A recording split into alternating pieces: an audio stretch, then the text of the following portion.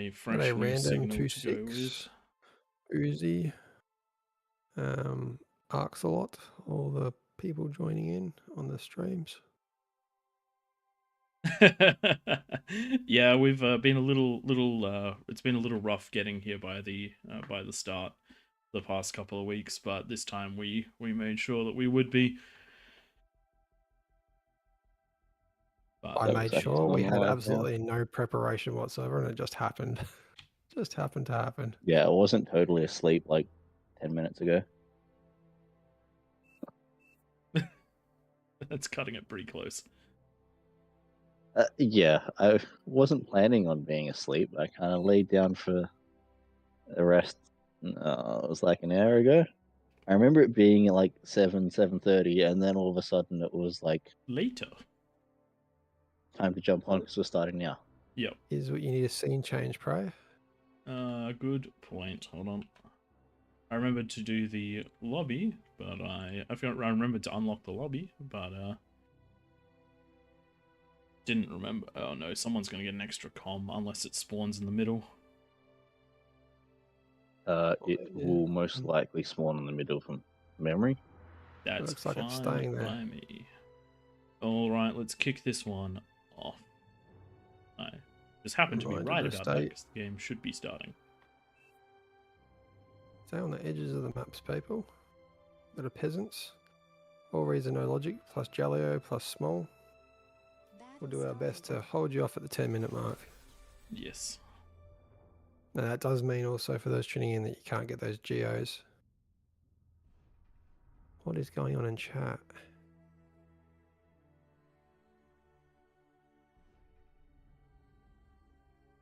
Okay, it does look like the YouTube is live. I'm actually going to try and focus a little bit here. Last week's build order, I hardly got a fusion up. Didn't get any T2 units out before the 10-minute mark. It was atrocious. Roger that, focus up with another Atrocious. song. Uzi guesses that'll be a win for the Kings. Ooh. Oh, are we doing the vote thing? Oh, no, we're not doing the vote things. I just like the in-game chat. Yep. Got it set up now so the chat's nice and close on my other screen. Jill, thanks for the first comment on the YouTube side of things.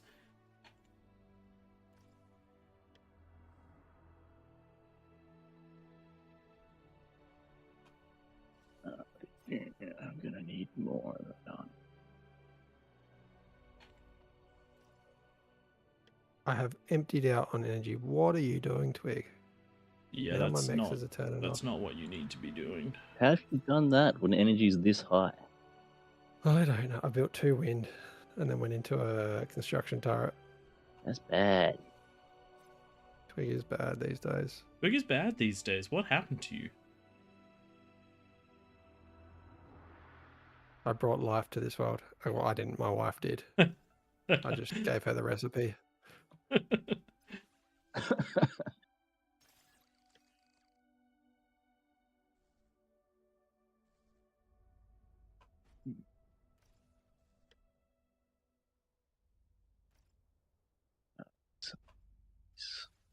Storages. Yeah, it's about that time.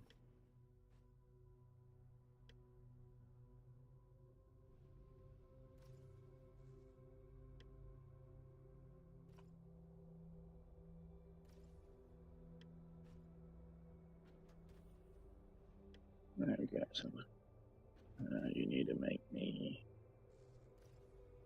metal storage, and we'll eat that one.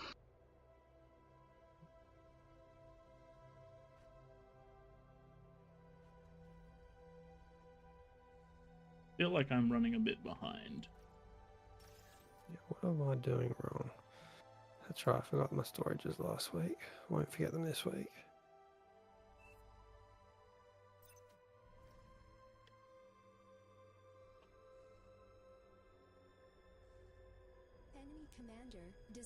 Now you have to build. Sounds like some communism happening.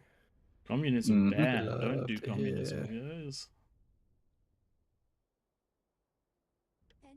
That's for us. Good for you guys. Yeah. Goes without saying. Enemy commander destroyed.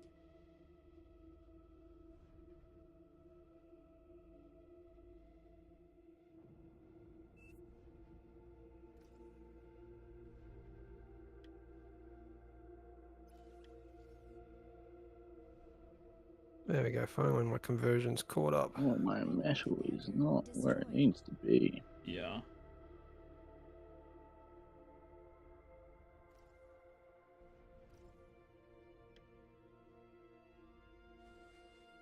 How many construction turrets do you guys have? I'm at 5. I only have 2 because that's all I can spend at the moment. Probably why I bottomed out so bad. I went to BP heavy, which will pay off in the long run. It kind of does, it kind of doesn't. Hmm. I went one too many, and now my build order's a little out of whack. I am struggling for metal.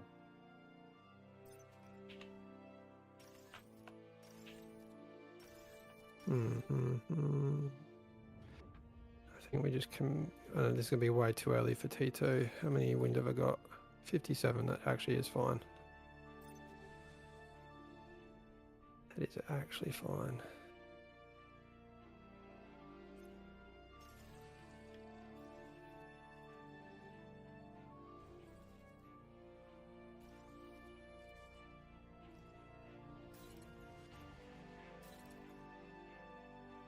Okay, 5 minutes is not the end of the world for where we're at.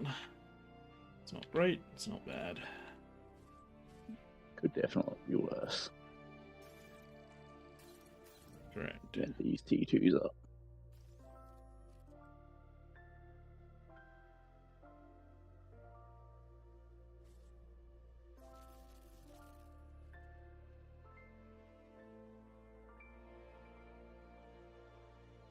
Yikes, I actually have to reclaim my energy storage. Really, that's bad, Twig. Where are you at? What are you doing? You're down here. Okay, so we're about even on stuff. That's bad. I why am I doing was that? more meaning that I checked in to see where you're at, and you had your. I was just giving you a dig. I don't want to be where you're at. I want to be ahead. Where's your? You're a bit ahead on the energy front.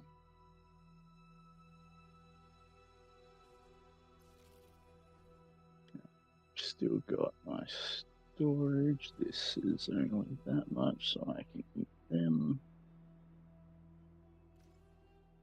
You can go down here.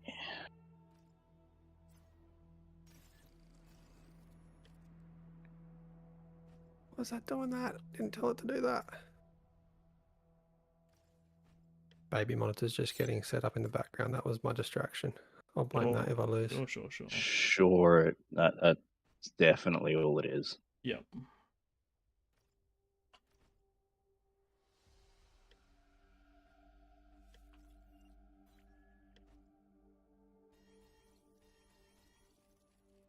Oh, now I'm short BP Ooh, damn. massively. I ended up with more metal than I was expecting.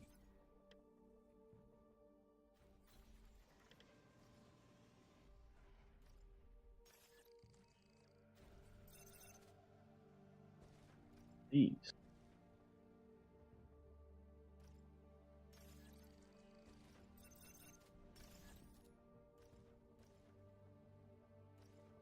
going to be tighter than I would have liked. 7 minutes. 8 minutes. Yeah, that's the problem.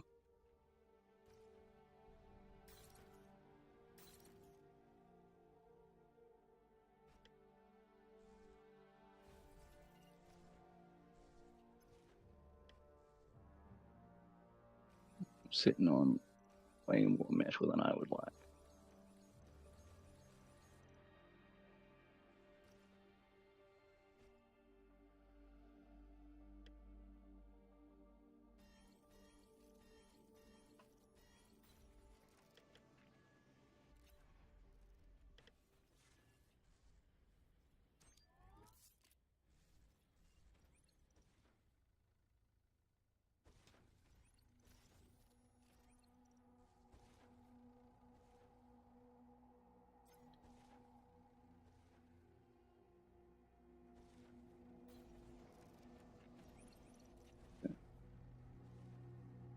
back in here.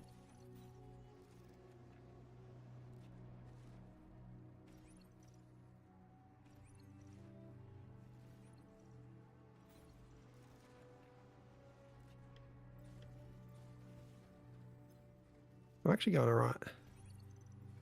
I'm happy with where I'm at this time. Good for you. Producing T2 with 1 minute left.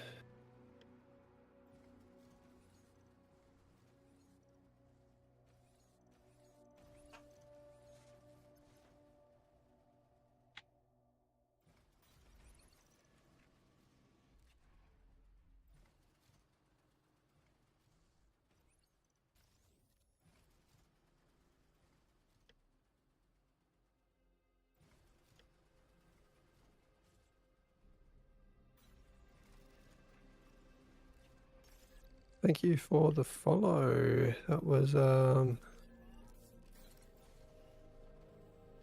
someone's followed right when I don't want to be watching. Awesome TV.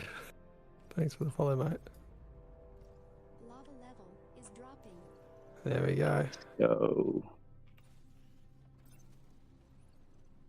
Alright, what do I got? Oh, I got the OS 37 and 23.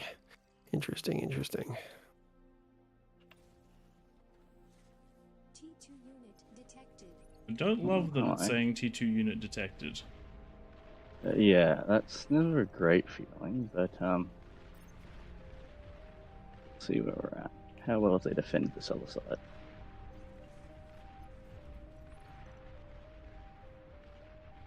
Haha.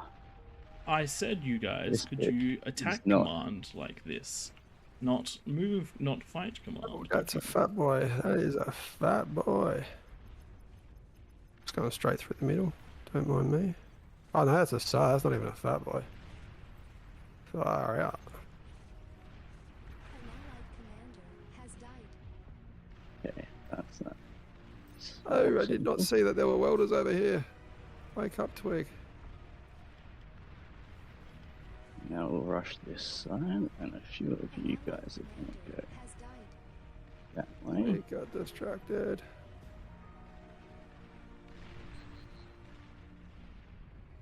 Get out of my base. Yikes, I lost a bit of stuff there.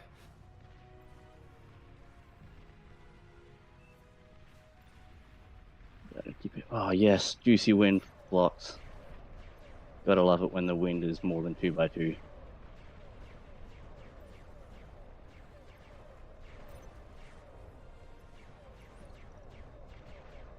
Keep everyone dancing. I don't need you guys to be there. You are going around.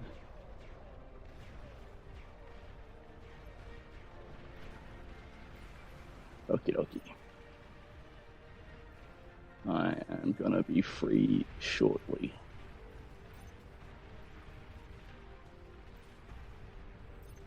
Going well, hey? Oh, Twig's not paying attention to both lines.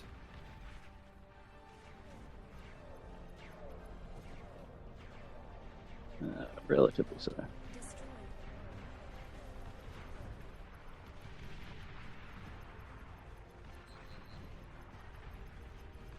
You're overflowing metal. I'm on cleanup duties now. Nice.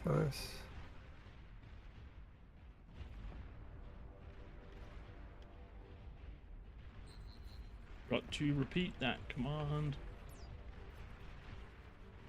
Enemy commander destroyed. Good com.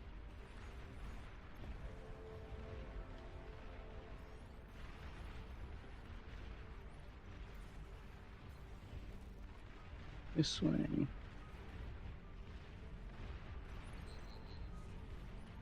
Okay, another good com. You guys are gonna find this one.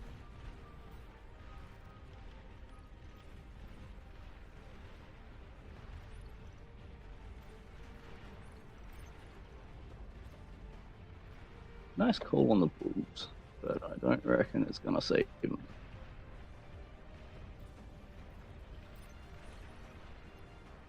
Do love a good surround bonus.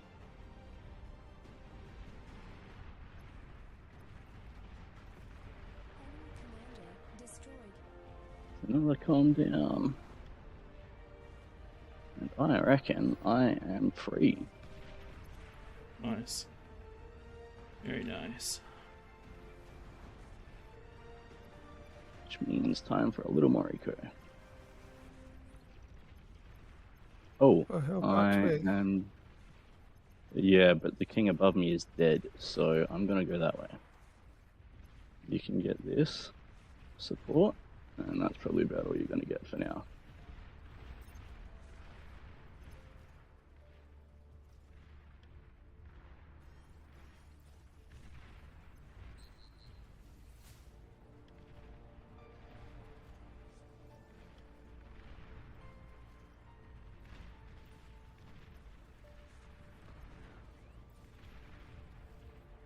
Oh wow, I thought I had done better against blue. They are coming back and I'm not scaling.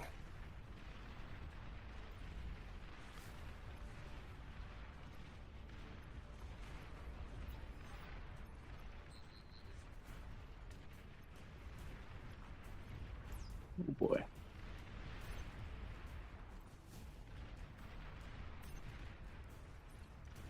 You guys are doing...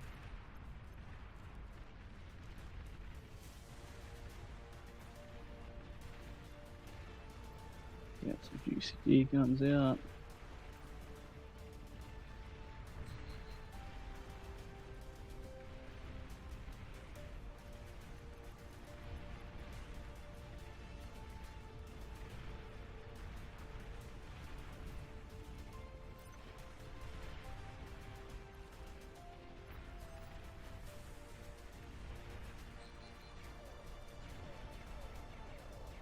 There should be more open for you now. I hit a bunch of these defenses for you. As this guy's heavily drained on energy, I took out most of the wind in the back there. You can see he's just got the last few to Oh die. god, I I'm can being take out that about to T2 be lab. attacked from above.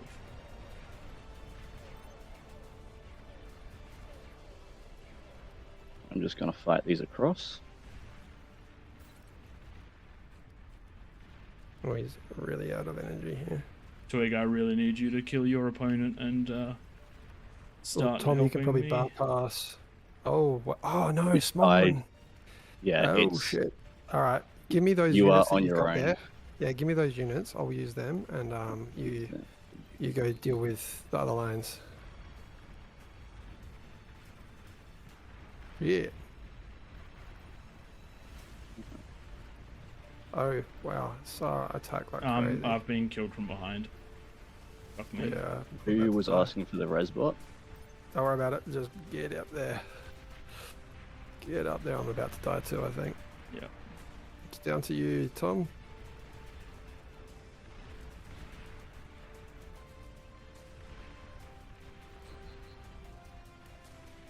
Ah, that is unfortunate.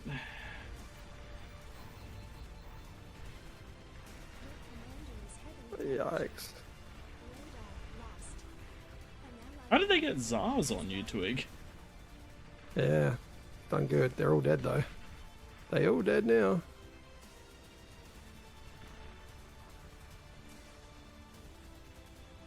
T3 unit detected. Need power. Alright. Probably best to come over this way and work together outwards, Tom. Like go that way and this way at the same time. They've This got guy's P3 above SARS. us.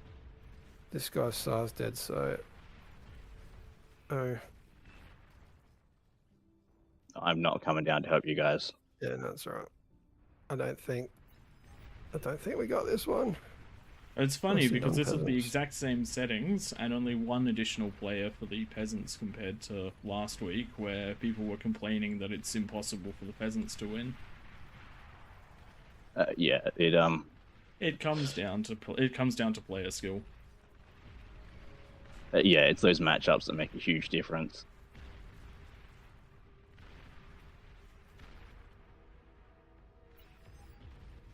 If people just don't push out and hammer stuff, then that's what really makes or breaks it. Also fairly sure that my players grabbed the Geo significantly too early, but anyway.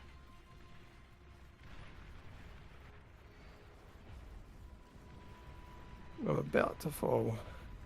I Yeah, think. you've got plenty. You've got plenty of I stuff. don't have enough build power. Interesting. I don't have We enough need more build. conversion. Oh, that's a good amount of pawns in my base.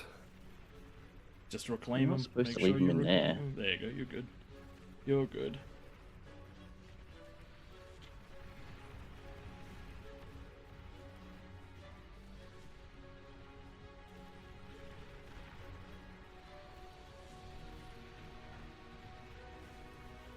Okay. Build power. Oh, all my constructors are dead. Awesome.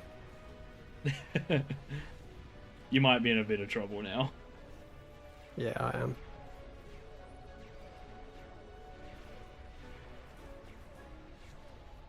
Yeah, I wasn't so worried about the spam for Vision Uzi. I was trying to crush down the players before top came down on me. That is me dead.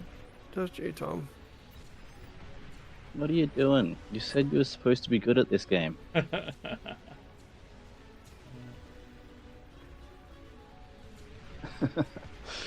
Well, I think this is where we go out in a blaze of glory here.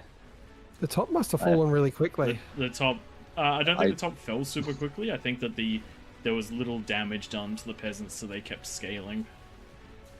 Yeah. But when they came in force, which was scary. Ooh, yeah. There was enough rocked up that I didn't have any hope of dealing with it, and I don't reckon I've got much hope of dealing with this now. Nah, they can diversify a little too much when there's 2, 4, 6, 8, 10, 12 kings versus 12 peasants versus 1 king is a bit much. Yeah, I didn't necessarily. One of the things I find that I often do is I won't scale overly. Are you scale hard? But like do plenty to deal with your own ones. So there's 1 king left in the match, and your eco is only being outclassed by a factor of 3. So that's 12 players creating 3 times your income is not the craziest thing in the world. You're giving me a commander without energy. It can't do anything. Oh, that was Small had that. Oh. I haven't had that for a while. Alright. I reckon I can use a super move called Control D or Control B. Yeah, get into the fusion. At least kill something with it. Jeez. He did. It just was your stuff. Nice work. That's the most effective. Yeah, good job. They did well. Morning, Wyatt. G'day, Pickle Man. It is a real pity with this game. It's not necessarily easy to beat them, Pickle Man. We absolutely dominated last week, but this week not quite so much.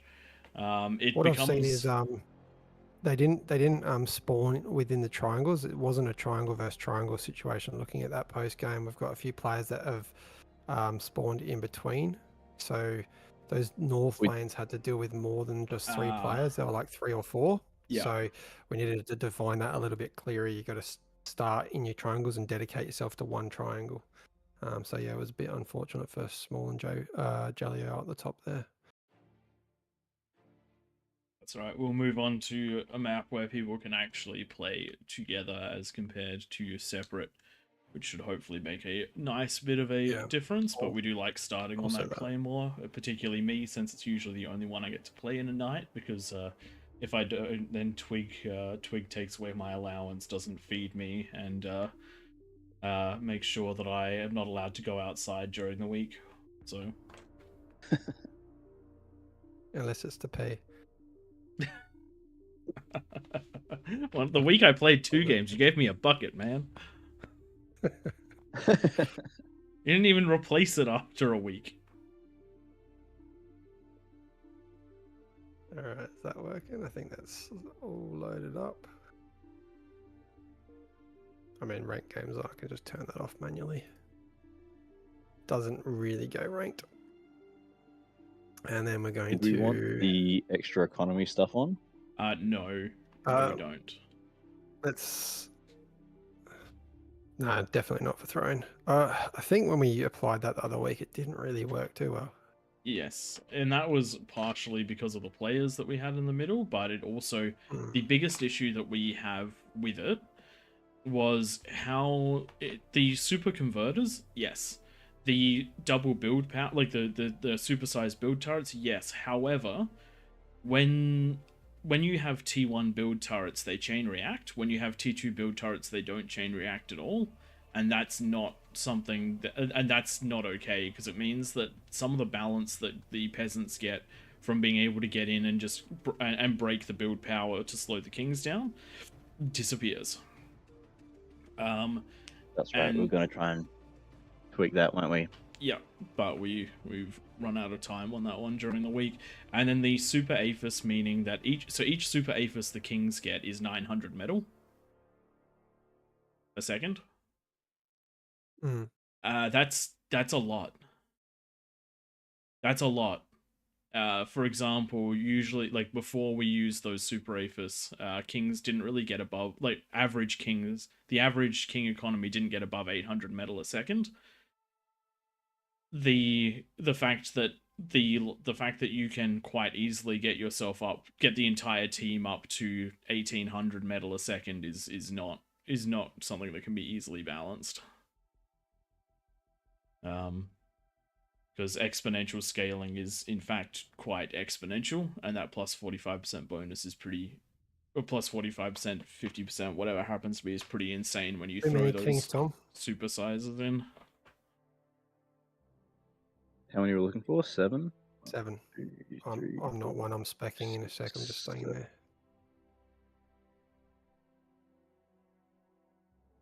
That means that we got 1 extra.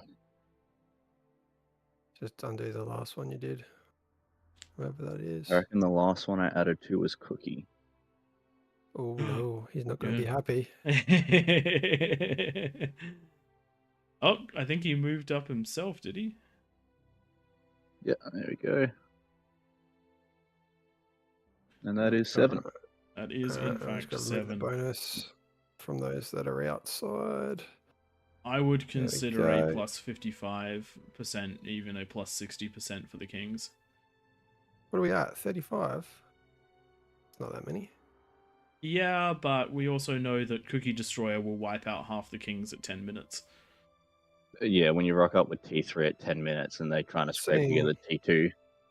the names in the list of kings, though, they're not I know. unfamiliar of what they want to do. I know, but Everyone I'm telling there. you. I'm There's only But telling it one you. is. name I don't recognize. Have you been up there when you get hit with T3 at 10 minutes? T3 push that you can't then crack for the rest of the game whilst they continue to scale? It's rough up there.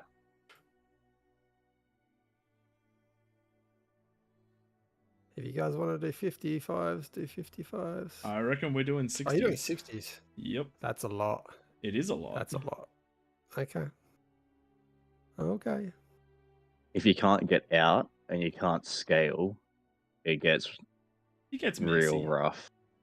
Okay. It's messy.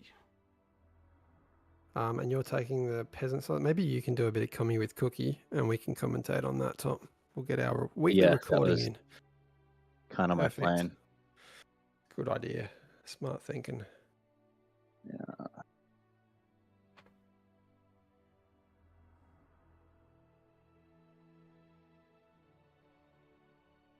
Nice. No ID conflicts. Wait, what? Beautiful. We can get going in a sec.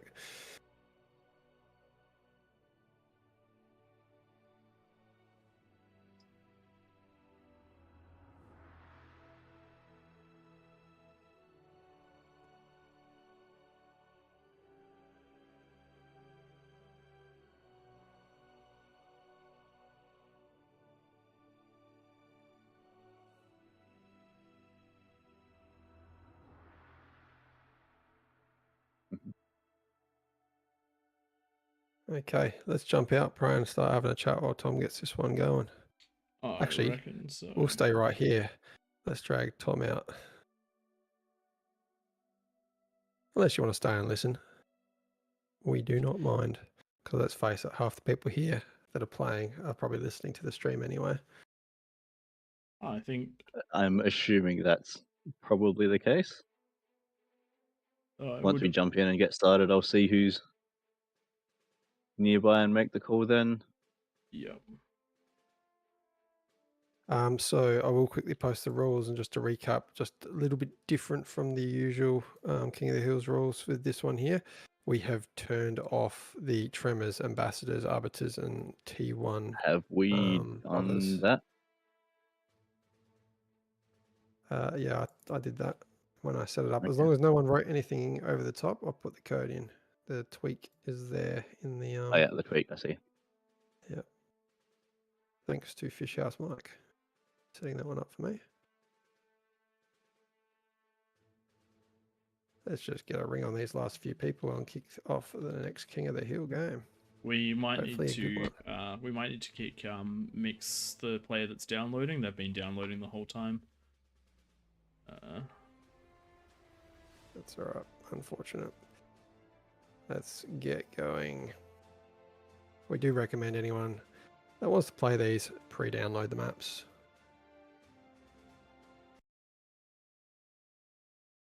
All you have to do is jump in make a lobby and switch to that map. It'll start downloading for you. We would love to be able to wait for everyone to do the download, but as we've picked up in the past, it is a bit of a game of lobby Jenga. Every time we think we can start, one more piece needs to be added, and then when it's loading, another piece gets added, and the tower keeps growing. Yeah, it's good to actually get into playing the King of the Hill games rather than just lobby the lobby simulator. sim. Actually, if anyone's makes games for Steam, there you go. There's your next $1 million idea, lobby simulator. If you do make great success with it, I would love, I don't know, a house. That'd be great. I don't see it being that profitable a game. In fact, I reckon lobby simulators You usually say end in, that, like, but broken Space monitors and Station stuff. People Cleaning lose money. Simulator made millions.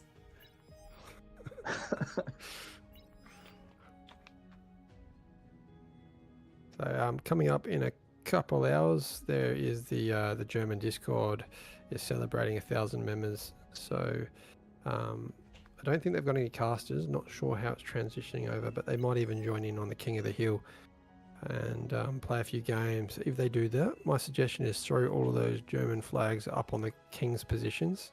So we have Germany against the world. King of the Hill. I think that we can make that joke because we're part German, but I don't think everyone can.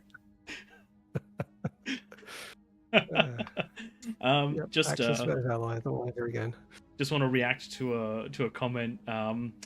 We were just talking about how Cookie Destroyer would never be listening to the stream while playing, and they replied in chat saying that they would never do such a thing. So we can trust him. We can trust him. No questions asked.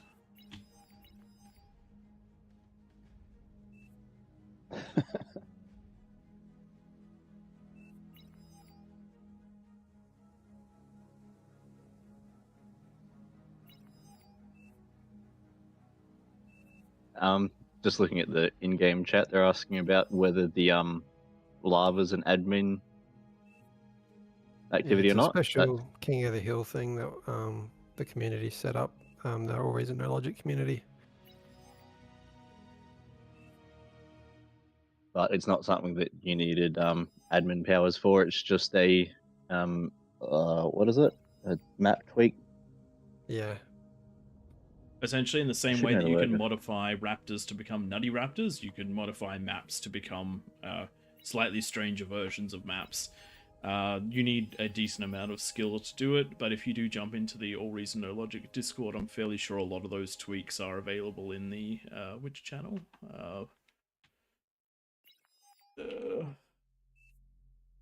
Should double check that. I think can't remember might whether be in they're the community feedback. They're not, maybe they're not, no, they're not anywhere. I don't think they're available. Okay. You can jump in there and ask us. Just send us a DM. Or just play King of the Hill with us each week and you'll see it right here. Looking pretty. But yeah, it's some codes thanks to a player called Chronographer.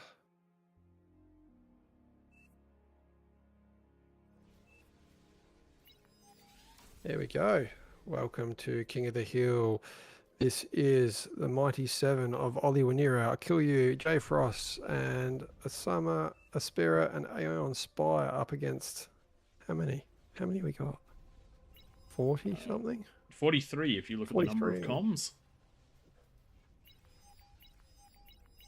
They've got their work cut out from them. There's a 10-minute no rush timer, and then this lava in the middle of the map, not the lap, the map will disappear, and all hell will hopefully break loose. Indeed. If we see the opposite of that, a standstill, usually we see peasants coming back and winning. If the kings don't push out, you give them that time to scale. These players in the corners usually can get a tier 2, tier 3 economy up after about the 15-minute mark, even though they've got no mexes to start on. That conversion does work out for them over time. We're running on the patch that makes the labs cheaper. I forgot to hit record, Prey. I hope you hit it. I did not. Oh boy. We'll start now. I'm Quick, just going to do it press it now. right now. You can just reintroduce. All right, and you're it's recording? going now. It's doing its usual spindle wind up. I've got all my recordings going onto a spindle. Oh, gosh. Oh dear. Yeah, it's going. All right, hello and welcome everyone to AllReasonNoLogic's King of the Hill. You're joining us now with 43 peasants against 7 kings on Throne, slightly modified version of the map, where we have all of this nice lava in the middle, thanks to Chronographer for putting that there. We do appreciate the community tweaks that have made this event much, much more possible. In the middle, we do have some AllReasonNoLogic veterans. I do like to see Ollie on the very top of the hill, as well as J Frost, Wanira, Espera, I Kill You for Fun, all players we see very often, even outside of King of the Hill. But they are up against some pretty stiff competition. Our own tank Tom is in the bottom right-hand corner with Cookie Destroyer, Pormont, and several other players. We'll see whether their eco corner can take off the way that they like it too. Now, some of the big things that are different on this map, you'll notice that the sea is now in fact a dry sea. We've done this because we noticed that a lot of the players that went into eco sea ended up just sort of not overly contributing, whereas this way they'll be building on land, so their units will be capable of jumping in. What are the win conditions for this one? The win conditions are pretty simple. The kings either have to destroy all the peasants, which is a pretty hard task when there are 43 of them, or the peasants have to destroy the 7 kings. Now, how could this possibly be fair, you may be asking? Well, the kings have a plus 60% bonus, which means they will scale much, much harder. That means that they get 60% more from the mexes, they get 60% more from the energy producers, and they get 60% more from conversions, so their scale should be exponential. They're also in a pretty good position at the top of the hill, where they've got 3 easily defendable ramps, and plenty of space to push out. Beware of the spiders though, because this is where the peasants can really kick into gear. The peasants have the APM of 43 players compared to that of just 7, and the attack angles of infinity, which is exactly what we're hoping to see. A nice mix of climbing over the walls, sieging up to the top, and breaking those fronts, though breaking the fronts will be quite the hard. Couple of little rules. We have made some tweaks to remove some of the more egregious artillery units.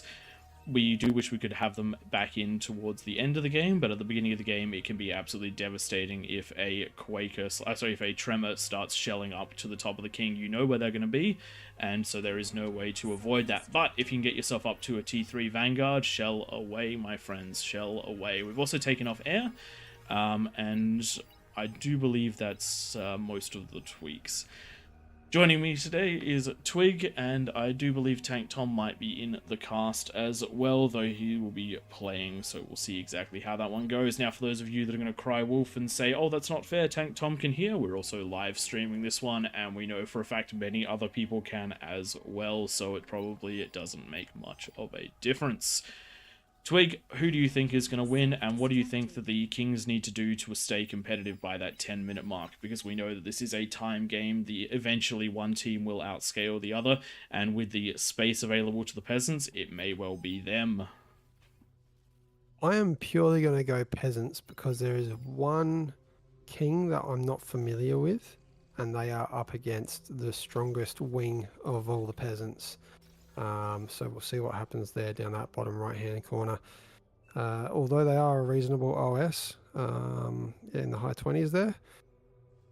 Experience Maybe is I've seen most that name certainly before. king. Yeah, it does help if you know what to do in each of these corners. One thing that was put into comments, actually no, it was Tom that messaged me this week saying, did you realize that spiders cannot pass T1 walls, and then T3 spiders like the Kagi, etc., can't pass the T2 walls? So adding them to defenses around these edges here might really be like a tactic that hasn't been seen. I'd like to try that out myself, Or especially towards those late games.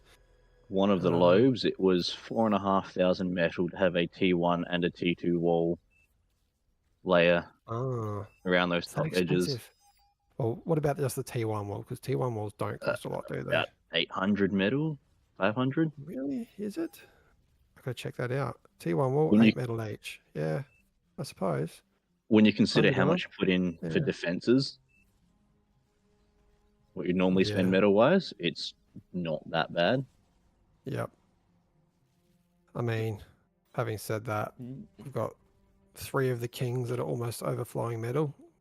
One with 4,000 metal in the bank. So And an Aphis coming down, which is going to be very nice for the kings. We do see a lot of fusions. We don't tend to see a lot of Aphis, so I'm excited to see how that one goes down. But they are also going up against an Aphis out of the peasants, and that Aphis is being powered by an advanced Geo already. So this is going to be quite the race between both of the eco players. Oh wow, we've actually got a couple of very strong eco corners. Look, second Aphis coming up for the peasants already. where is that one? Bottom right, bottom left. Yeah, you're right. Very nice to see. Kings will have the work cut out for them, but they do have that 60% bonus. It is 10% more than we usually give. We usually see, I think Cookie's often up on the top of the hill when we give the 50. He does make that much difference, unfortunately. Yeah, he does make the balance swing a bit.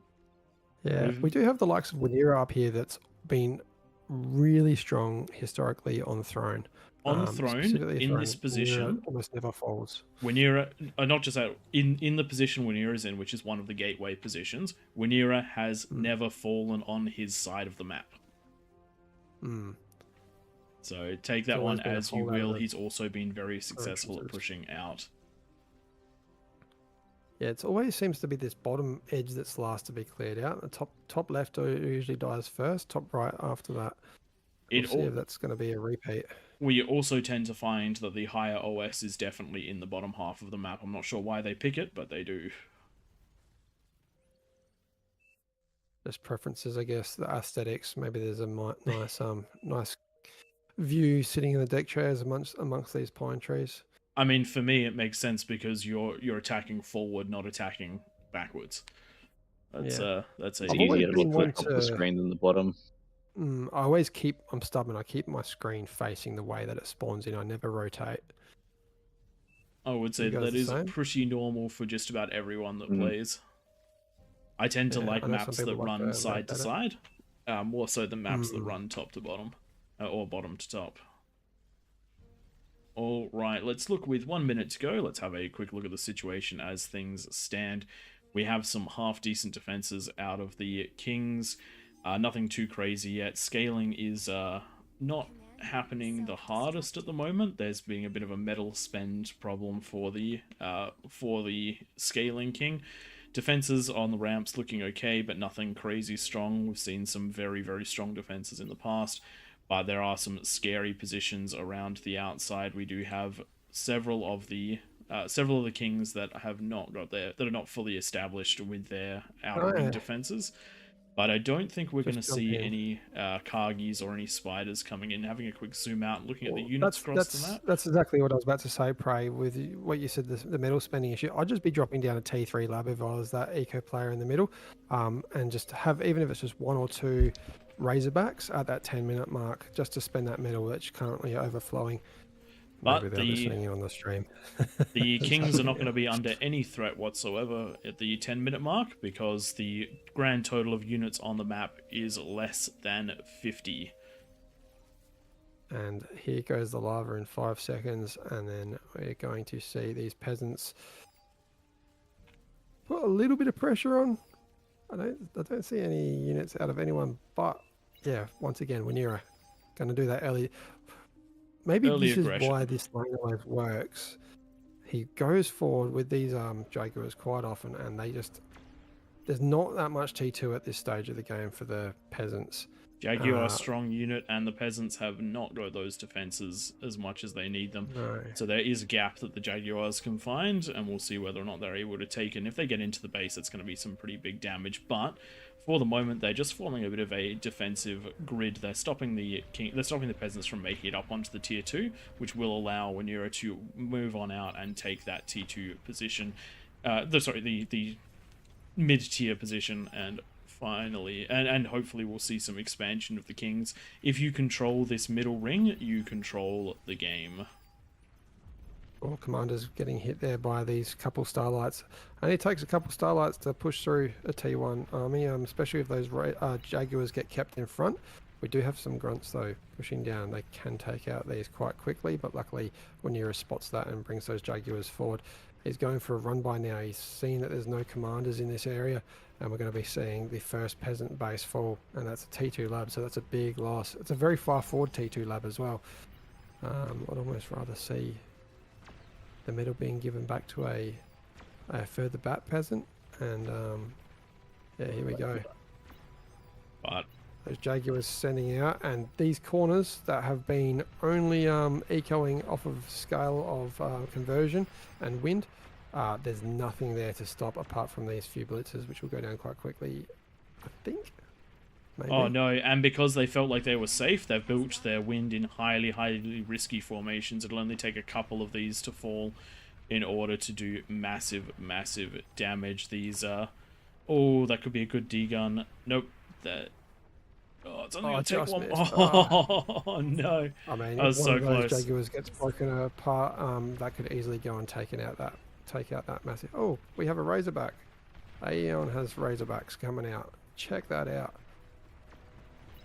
And this is going to be a rough position for the top side. Their defensive line is broken, the units are moving in, and now the players are going to have to get into that T1 defense against T3 and mixed T2. But on the flip side, the bottom of the map is in trouble for the Kings.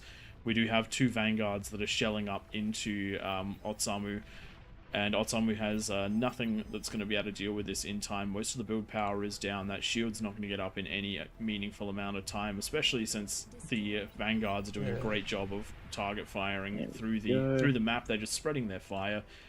They don't have any view up there, but you do know that everything is going to be around this area, and every single shot is moving to a different location, just searching for that conversion, searching for that build power. One shot's all it takes to take out build power and conversion, and that's what you need to do when you've got these units. You do not have to see them, you just need to be able to deal with them. This is going to be an entire wing of the Kings taken out in the first couple of minutes, and that's going to make this into a very difficult race for the Kings. They're going to have to deal a ludicrous amount of damage around the top, so then they can basically form a wall halfway down and try to battle it out with these Kings that are doing a very good job. Oh, sorry, with these peasants doing a very good job of scaling. I really actually think T2 is the way to go for the peasants right now to push their advantage that they've got down there, because they're on the clock. We currently have 4 Razorbacks working their way around the left-hand side of the map there. They're doing a lot of work, supported by all Waniras and Aspera's spam. Aeon Spy doing really well. I think that 60% bonus has meant that you can get up T3 off of the 2 fusions. They don't even need an AFS to keep them coming out quite quickly.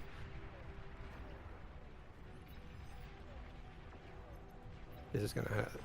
There's a lot of wind going down to these Razorbacks. And no commanders can get there because the wind fields have blocked out that path of travel towards the Razorbacks. We do have some gauntlets, that are being built at the base of Aeon Spy's base that are shelling up into his base. Those need to go. They are not allowed. Commander has died. Commander destroyed. is. Okay, we'll get Nakoda. Battle started. There we go. Those have Oh, they've been been destroyed. removed. Those are not okay because you cannot do anything about them, which is one of the rules. Essentially, if there's something that you have no recourse to deal with, it is not okay. Got any spiders coming out of any of these southern players here? I'd love to see. Speaking of something spiders, supporting these vanguards.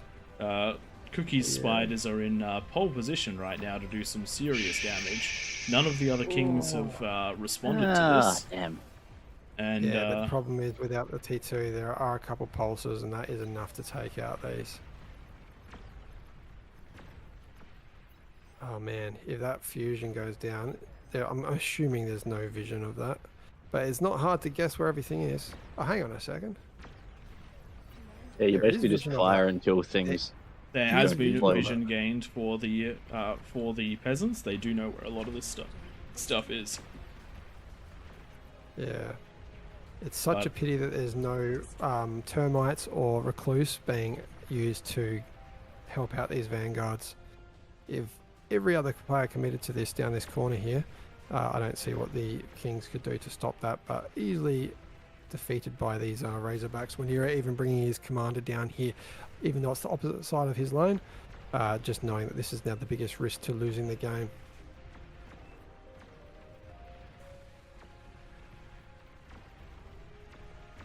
Total of 12 Razorbacks out for the Kings. It's really doing work. Tom, do you have a tactic? I can see shields, and I'm gonna see if we can bounce stuff.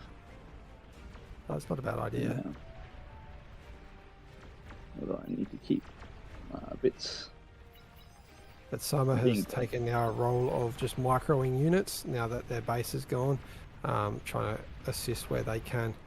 These Razorbacks really have spread everywhere. Wenira, Aspera, for fun, all have assisted with working their way around the map in a what looks like clockwise direction now. So we've got a number of players here that need to get some units out in the back top right hand corner. I just saw something that I did not know, and that is potentially absolutely amazing to know. It appears Junos destroy landmines. Oh, yeah, well. I knew that. I did Knew not that. know that. That is ludicrously awesome.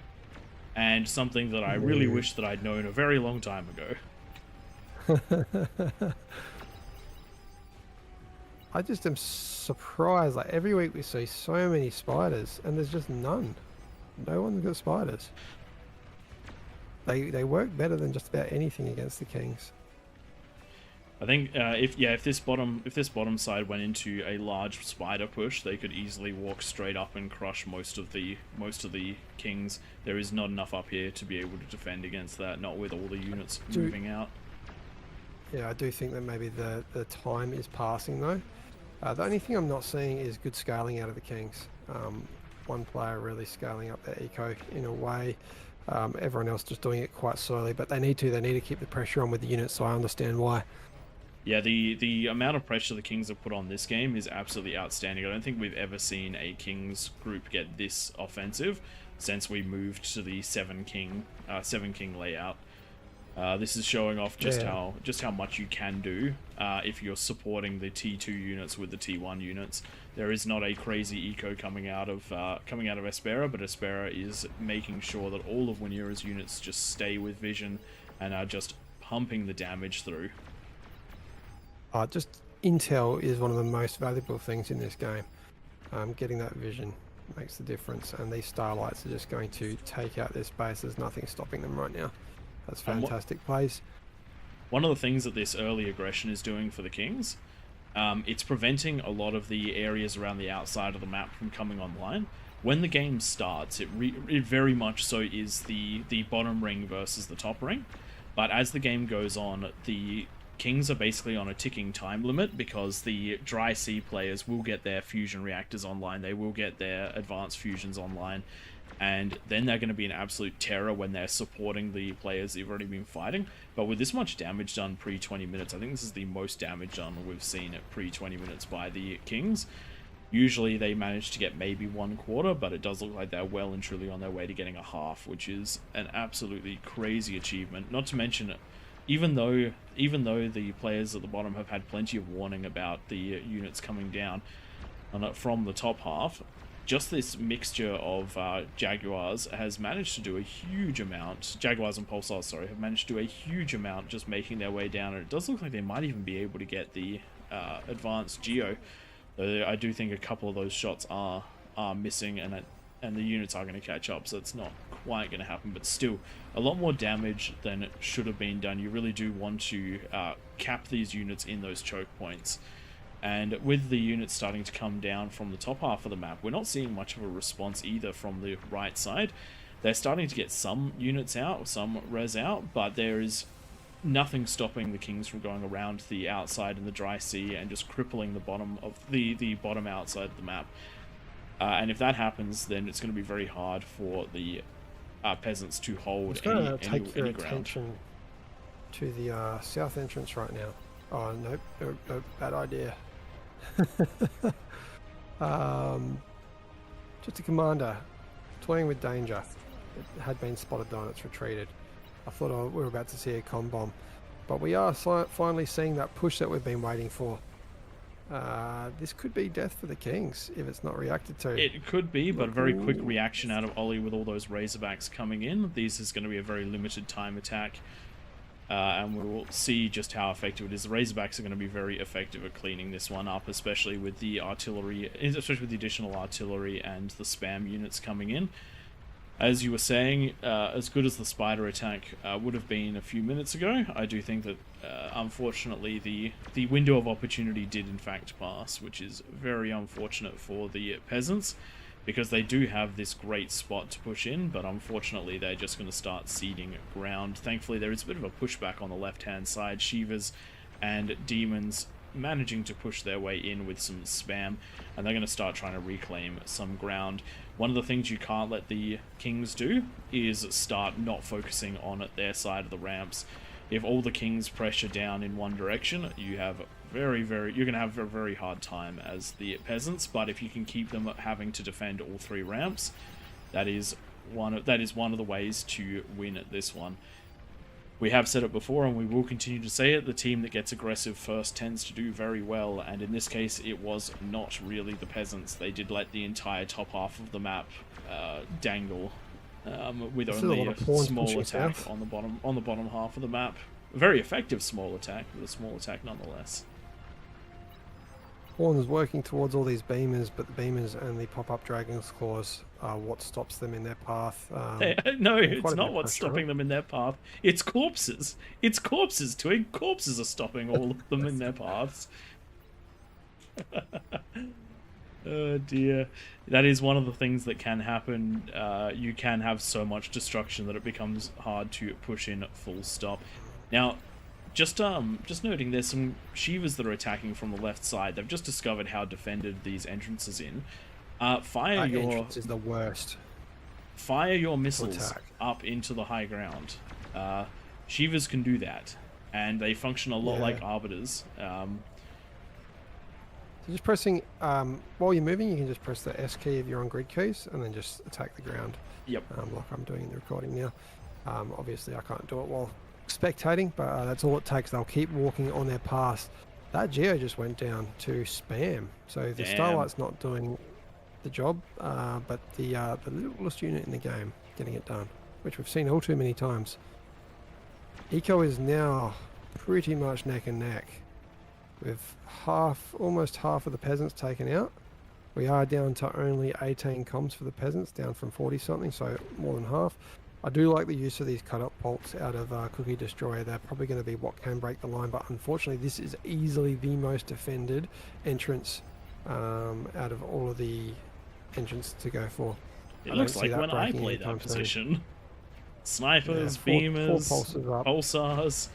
The only thing it's missing is rattlesnakes.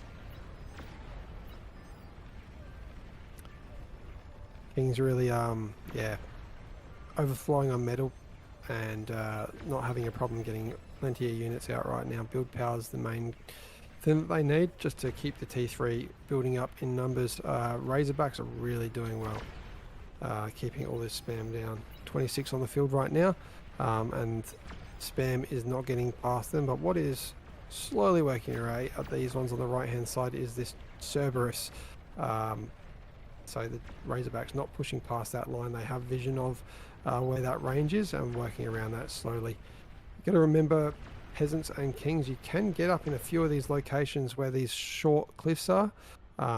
With the map modifications, it doesn't mean that you're restricted just to those ramps.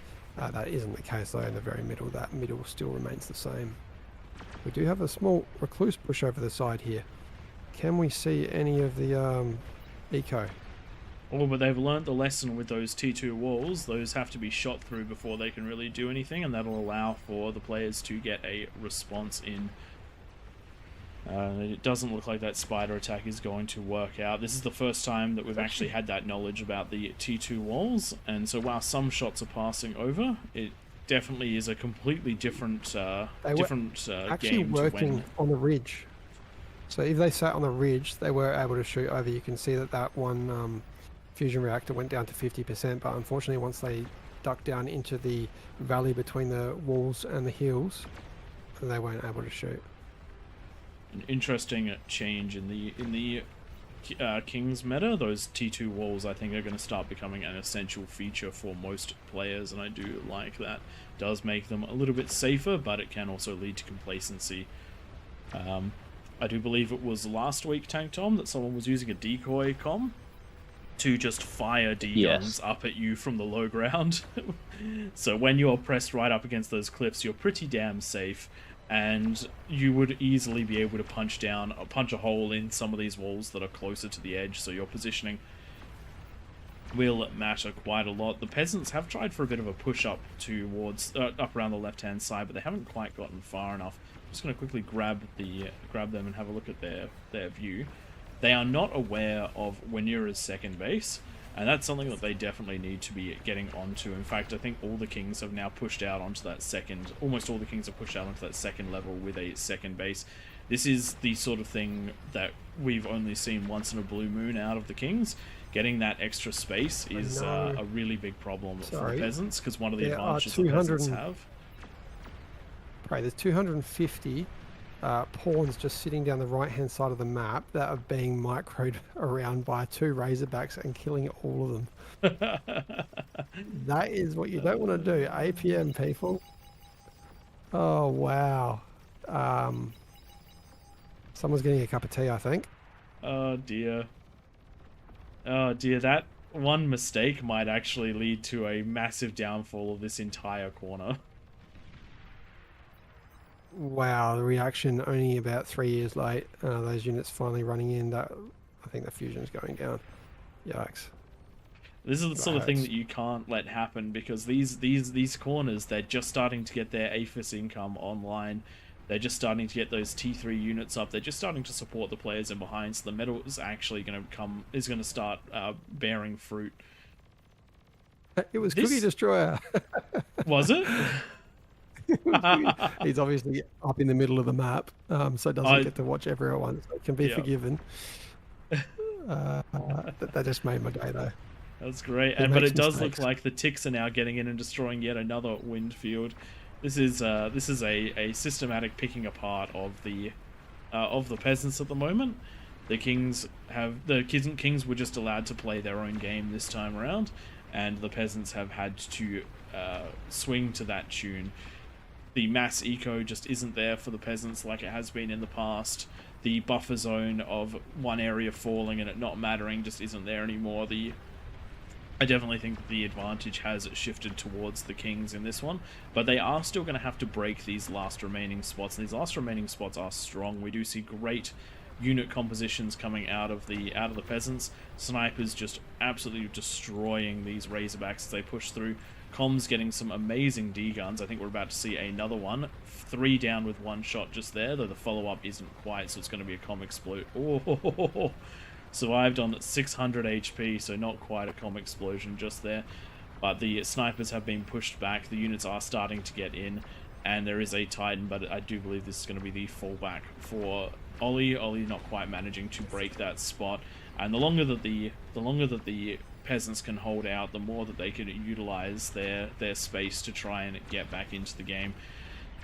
And hopefully they can find a spot to bust the kings. One thing to bear in mind is that when you bust a peasant, it's okay. There's more where that came from, but when you manage to break a king, usually that means a chain reaction or an absolutely massive change in the landscape of the game. Just taking one king out is a seventh of what is available up there. So hopefully we'll see some smart plays. For example, I do know that the left-hand super eco corner has had the ability to mass produce catapults and start getting some damage up, but they're only just starting to, actually that's still Cookie Destroyer, still starting to use them. These are units that you need to utilize to do the damage to the high ground. If you control that lower plane, you have to be getting damage not onto armies, but onto eco and production. You've got to be stopping the spam, you've got to be stopping the T3, you've got to be stopping the eco rush. But as things stand at the moment, the Kings are in a really good position because they don't just control that top. Even if you do take out the top, there is a fallback, and this is going to turn into quite a long one. I think it's at the stage of the game where peasants, I mean, once we get some stable lines, they need to go into the likes of the Jugs and the Behees and the Titans to be able to break these lines, because we've got pulses up everywhere now, and we're not going to be able to simply see some long-range pushes. Too much spam. We'll just bury them under spam. Tank Tom, what is your comm doing there? I'm trying to find things, but I can't quite reach. Comm is gone. Yeah, I didn't realize there was quite so little above me as well as in front of me. Oh dear. Does look like a big Razorback push is now coming down to the left-hand side of the map. There's plenty of Vanguards to shell into them, but the spam is going to be taking out probably more than the Vanguards themselves. The spam line is now properly here. It is going to be backed up by Razorbacks as well, and I do believe this is going to be another player going down for the peasants. They are just bleeding players at the moment. The defense just not strong enough in this corner, and no one coming to reclaim land. You do have to make a big effort to try and reclaim the land when you're either team. The Kings are doing a great job of claiming territory. The peasants are not quite doing so. Yeah, unfortunately, when this happens, I mean, I'm not really an advocate of building too much pork. You want to be building static defense, or is that going to be a... Is this Jack? Nice D-gun. I was really hoping... I was really hoping that the D-gun would clip the fusion. It's always a nice thing to happen. Too. Really well controlled by... Oh, no! Right as I said it. Right as I said it, a D-gun trying to kill the last bit of the spam, and a wild D-gun into those Aphis. Oh dear, and I was just about to give Baby Gay a very well done for micro award, but the misstep right there leads to total destruction. That is another segment taken. The peasants have now officially been pushed off more than half of the map. I think the only real chance for the peasants now is to... Where I was getting up is like roles need to be played, and whenever an area breaks, someone needs to transition into the likes of beamers, pulsars, and bulwarks to defend from any future pushes. Only real avenue I think I could see peasants winning this is the right entrance. Doesn't have any real big defenses. It is where most of the units are coming out for the Kings, but if it can be pushed, there's aren't all the pulses that we see at the other entrance. I mean, speaking of being pushed, the peasants now are getting sieged from the low ground. Those Vanguards just putting that high fire on and manual firing into effectively the edge of their range, then creeping up and doing it again. And when these shots hit, we're just seeing massive explosions of units. The Resbots doing their best to keep things up and running, but the Razorbacks are now somewhat in. The Titans are somewhat in, and the Vanguards are just creeping that line of fire forward. We're also having a very interesting Recluse push from the front line. I think these are aiming to try and get the conversion or maybe the Cerberus, but unfortunately Recluse not known for their longevity, only their crawl ability. And that Cerberus is very nearly in range if those Vanguards just keep that push up and running. do have our first Jug and our first Behemoth out, both from Cookie Destroyer there, the commie corner.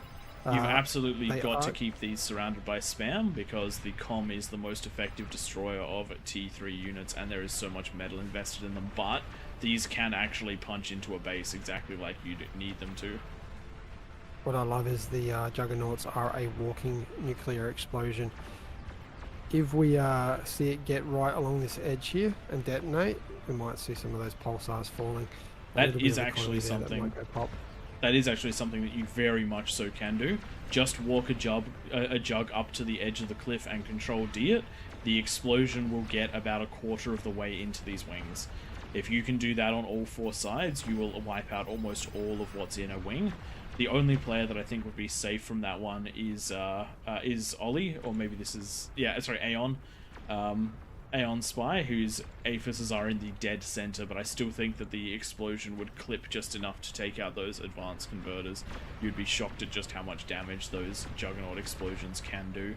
But it does look like we have Winera getting into position to try and take these ones out. It's going to be a big risk. It only takes one shot from the Behemoth to take out the com, so if they don't get the Behemoth first, that could be a big problem. But we are seeing a big response out of J-Frost, who actually has the power generation to fire these 61 snipers as they come in to try to stop this. But even with 61 snipers firing, they're not going to be hitting the Behemoth every time because there is spam, and it is still walking forward. It's only just ticked down below 50%, which is crazy, and the com was caught by an explosion. By a shot from that Behemoth. Do believe it might have been it targeting spam. Nope, that is most certainly being fired by, manually, so, oof. Unfortunately, though, that is as far as those two are going to get. And while this has been going on, the continuous Vanguard siege and Titan push from the top half of the map has been making its way down. I think this might be a force that is a little bit too much to deal with. There is a Behe going to try and get in the way, but all those Titans have to do is not be where the Behe is, and they will continue to launch their way down into the ecos, and as they take each one out, the gap between the Kings and the Peasants will increase further and further. Not looking good for the Peasants right now. We did see a misclick down here. Cookie didn't have repeat on the lab, and nothing being built while those two units were being microed. But I don't think it's they're coming up quick. Matter. Yeah, the Titans have done what they need to do, which is ignore the Behe, and they have found something very juicy.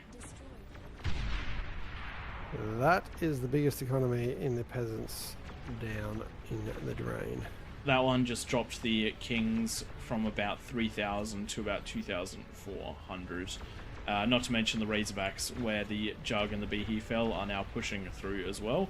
So I do think that the Kings have managed to find the winning combination on this one. And three guesses what it was, Twig. What was the thing which was different about this one to other games on Throne? Oh, that 60% bonus. Nope, we've done 75% before on here. It was aggression. It was aggression. It was aggression. The Kings got aggressive and the Peasants did not.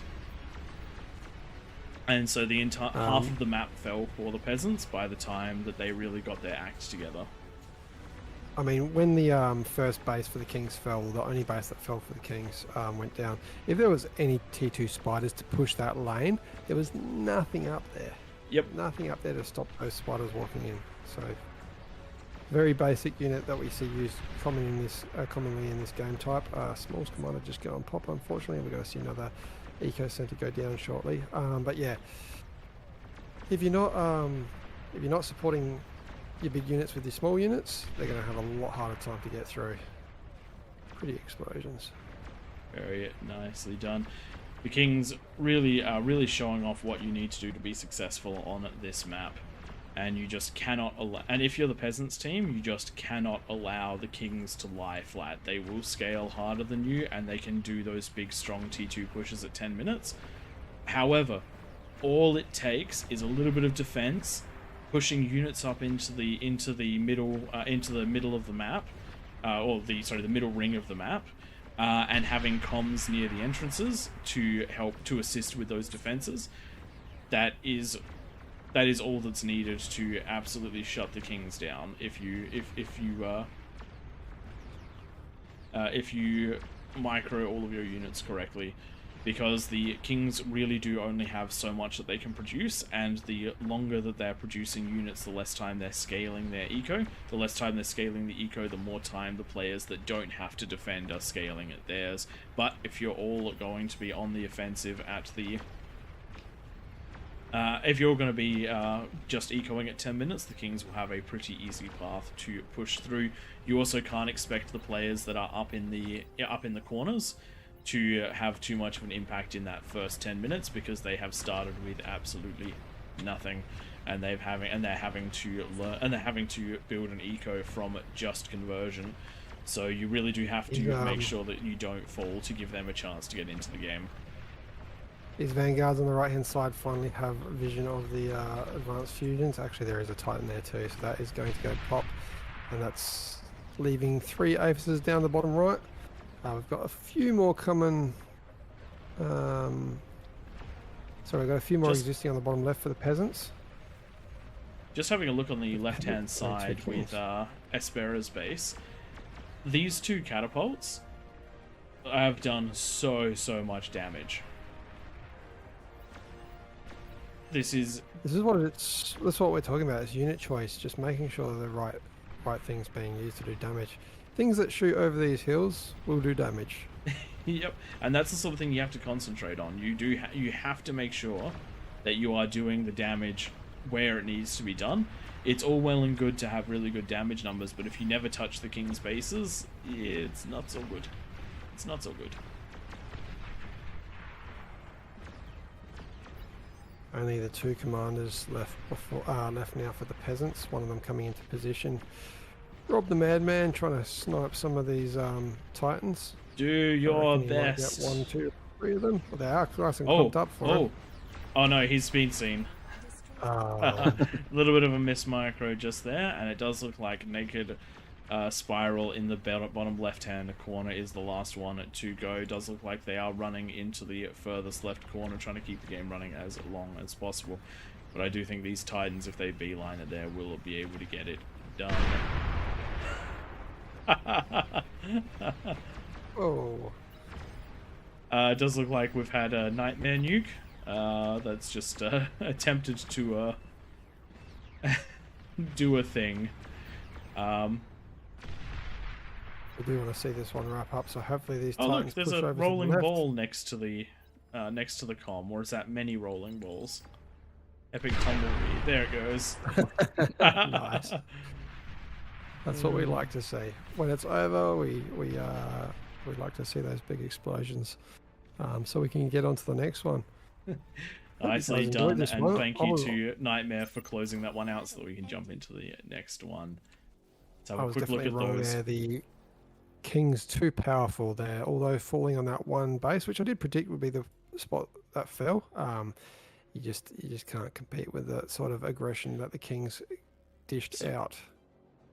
So the thing that I really want to look at is the damage dealt graph. If you look at Wanira's damage and Aeon Spy's damage, look how crazy that is. That's huge.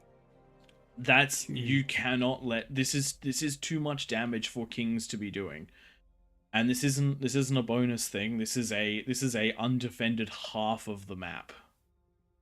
And that's one of the biggest things that happened in this one. If we look at the metal produced, that allowed the Kings to go absolutely crazy with this one. But even then, we still see multiple peasants nearly matching the Kings all the way up to the point where they'd basically taken over the top half of the map and started building there. And it's only then that the Kings started to pull away. And looking at the rest of the ecos, you can actually see a lot of the players in the ocean that came online. They really do only start coming online at around about that 22-minute mark. So if you're the front line, you have to rely on the backliners to actually pull through, and you have to make sure that you don't lose in that first 20 minutes. All right, let's get this next one set up. How many players have we got in the lobby? It looks like a lot. Got a lot in spec, but we've only got oh come on, 40 Specs, odd. jump on in.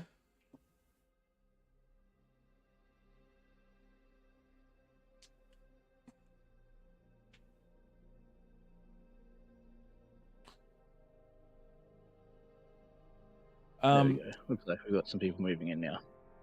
Just had a question in chat. What sort of CPU and GPU do you recommend for the game? The game is somewhat CPU intensive. I have heard that the AMD CPUs are pretty damn strong for this game. If you have anything like an X3D, you're going to do absolute damage. But I'm running an Intel 11900, and I'm doing just fine, keeping up with all the action. We've also got Tank Tom is running I believe it's a 7900, which is an older Intel chip again. Twig, your PC hardware is AMD, but I don't think it's anything to go to the races about. Nothing crazy. Runs this game well though. AMD Yeah. just seems to work well with Beyond All Reason. You can easily get away with a Are mid-tier AMD, even if it's not the newest one. we staying on this map, boys? For one more? With 50 players, we can probably do one more of these. Yep. All right, no worries. Keep going. Sorry to Yeah, interrupt. anyone can jump in and play. So Beyond All Reason, if you jump onto their website, it's available for free because it's still in development. It hasn't had a Steam release. You just got to make an account and jump on in.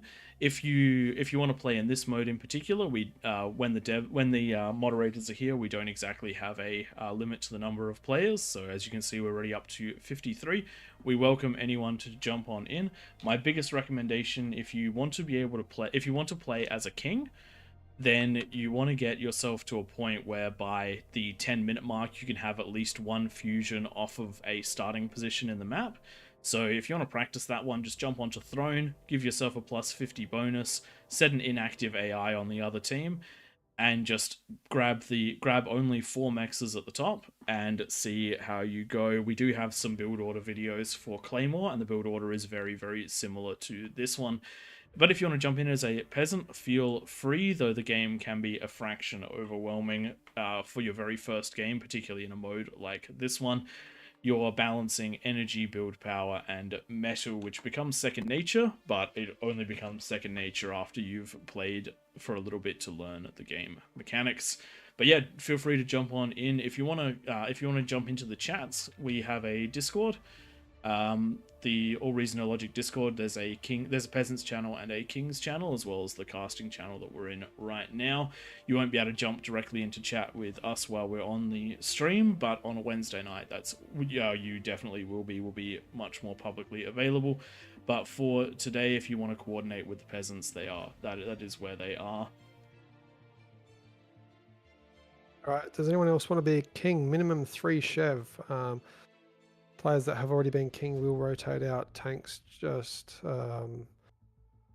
counting up the players there that haven't been, assigning them a different bonus. Looks like we've had most of them rotate since the last game. Yeah, we just got a couple left in there from the last game. So yeah, one needs to jump out. We'll bump the bonus down to 50, 55. I reckon. 55 50. Because there's 60 players instead of 40. But with Cookie Destroyer on the King's team, they definitely don't need the cookie bonus, which is what that extra 10 was. G'day Dorian, a good old Newt to those of you out there that have watched Pingu and enjoy the little in-jokes in the channel. And so just finishing off the question, GPU-wise, we are running a very, very wide range of GPUs. Tank Tom, what GPU? You've got a 7900 XT? That sounds about right. Yep, I've got a 4080. Twig's got something pathetic. Not bad. All right, too many kings. Just gonna. Wanira was in there last time. Sorry, Wanira, you've had your shot at being the ultimate offensive weapon of the king. You now must be the ultimate offensive weapon of the peasants. Do your worst and push with Jags. Love to see your attitude and skill. We did have 7 or 8. Now I've got 9. So I'm Yeah, not sure who the last couple in were. Grumpiness just moved down there. So, are you going to move the players, Tom?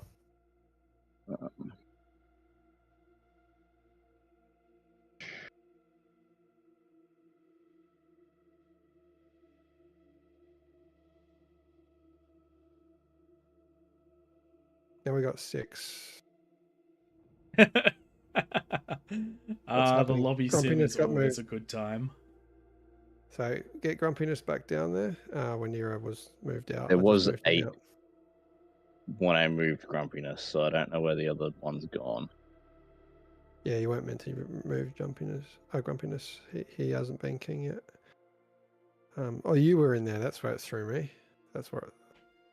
Where are you So, now? You're a looking at the Twitch side of things, a couple of comments about possible strategies and working together and whatnot. The game is balanced around a mix of players working together and not. There will be some players in the chats that are coordinating together. Those are the guys that will tend to do really well with getting that early T3 or a big T2 push at 10 minutes. Then we've also got a lot of players that definitely won't be in any sort of a chat, which means that their best option is either to work with someone in game or to do their own thing. The big important one is to look at the position you're in and play the role that you think you should probably have. If you're directly in front of a ramp, work on defending and think about what you're going to receive at 10 minutes. Do you need to defend against T1 units that can't outrange LLTs, or are you going to defend against something which can outrange them? And that's one of the big questions you're going to have to ask. You need a nice mix of what you can use to defend, and you don't necessarily have to win the defensive war. You have to win long enough for the player that isn't directly in front of the ramp to build units to help counter it. And the other big one is that you will have in this game 60 odd comms. You can sack so many comms to stop that early push, to stop that early T3, and be totally fine. The D-gun and invisibility is an absolute weapon. And it's one of the things which was the biggest changing factor for win rates on Raptor Crater. With the Raptor Crater games, we did see a little wave of kings doing phenomenally well, and then we saw the peasants reacting by putting comms at the top of the ramp, and when that early T3 arrived, it was just devastating for the kings. They invested so much money into those expensive units, and they were absolutely destroyed. We've seen, I believe it was a record-taking 9 juggernauts taken out by a single king. By a single comm. That is so much metal. Is unbelievable that one comm managed to destroy it, and that is the balancing factor. You as the peasants need to use what you've got, which is numbers, to beat what the kings have got, which is essentially a unified high eco push. Sorry, I couldn't get a word in there. Just then, Prey. I think we've just got I could say don't start the lobby yet. We've just had the epic stuff turned on. Oh no, he missed out. Didn't turn it on. Okay, ignore me. We just had questions if the epic units were on. They are not. We've had to leave the epic stuff off because based on discussions last week and some of our own testing post last week, the epic stuff is actually too much. If you look at the combined eco of the game previously, so that in that previous game, the kings never went over 3,400 metal. A single super aphis with that bonus is 1,100 metal. Per second. Too much for them. It's way too much. But that's not even the biggest problem. The biggest problem we have with it is that the T2 build power does not chain react. And one of the biggest things that's important for peasants is being able to get those raiding attacks in. Less so on this map, but massively so on Raptor Crater. The peasants managing to get those raiding attacks can slow a king down by several minutes just by destroying the build power, and that can be make or break in the early game. So really important one that if we're going to be using those, we're going to turn off the we're going to be turning off the super aphis. We'll leave on the super converters, and we'll leave on the T2 build power. But we have to make the T2 build power do enough that if you destroy any two of them, they will chain react through the entire lot. If anyone wants to set up that code, we would appreciate it a lot. Yeah, we're saying we'll do it, but I don't know if we'll get a chance. Now let's jump. We'll remember right it into 5 this minutes one. before we start next week. Twig, are Take it you away, actually Bray. recording this one? We are. Very good. Welcome everyone to All Reason No Logic's King of the Hill. You're joining us here on Throne, and joining me is Twig and Tank Tom, who I'm not going to give a word edgewise for at least the next minute as I explain exactly what is going on.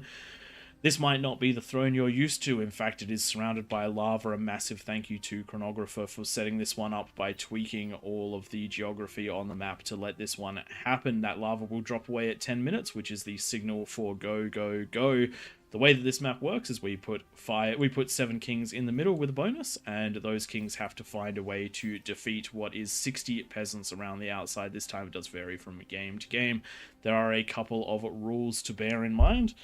Those rules include no air, no offensive structures being used to shell either side. So that means do not if you build Junos, feel free to use them in your own starting zones. So for the peasants, that's on that bottom tier and outwards into the dry sea. If you are the kings, then leave those Junos to the inside of your base, maybe just a little bit outside of your own ramps, but do not Juno your opponents. The big reason that we have rules like this one, and also the rule taking out a couple of the sieging units, such as the Tremor, is because the kings have so little space to start with that you can fire blindly and win. We saw that in the previous game with Vanguards picking an entire player apart just by blind firing. Other than that, I think that is the major ones to go for, and we're going to jump on in and see exactly how this one goes. Tank Tom, you were just in the last one where you managed to be thoroughly trounced by the kings. What do you reckon the peasants need to do this time to change that?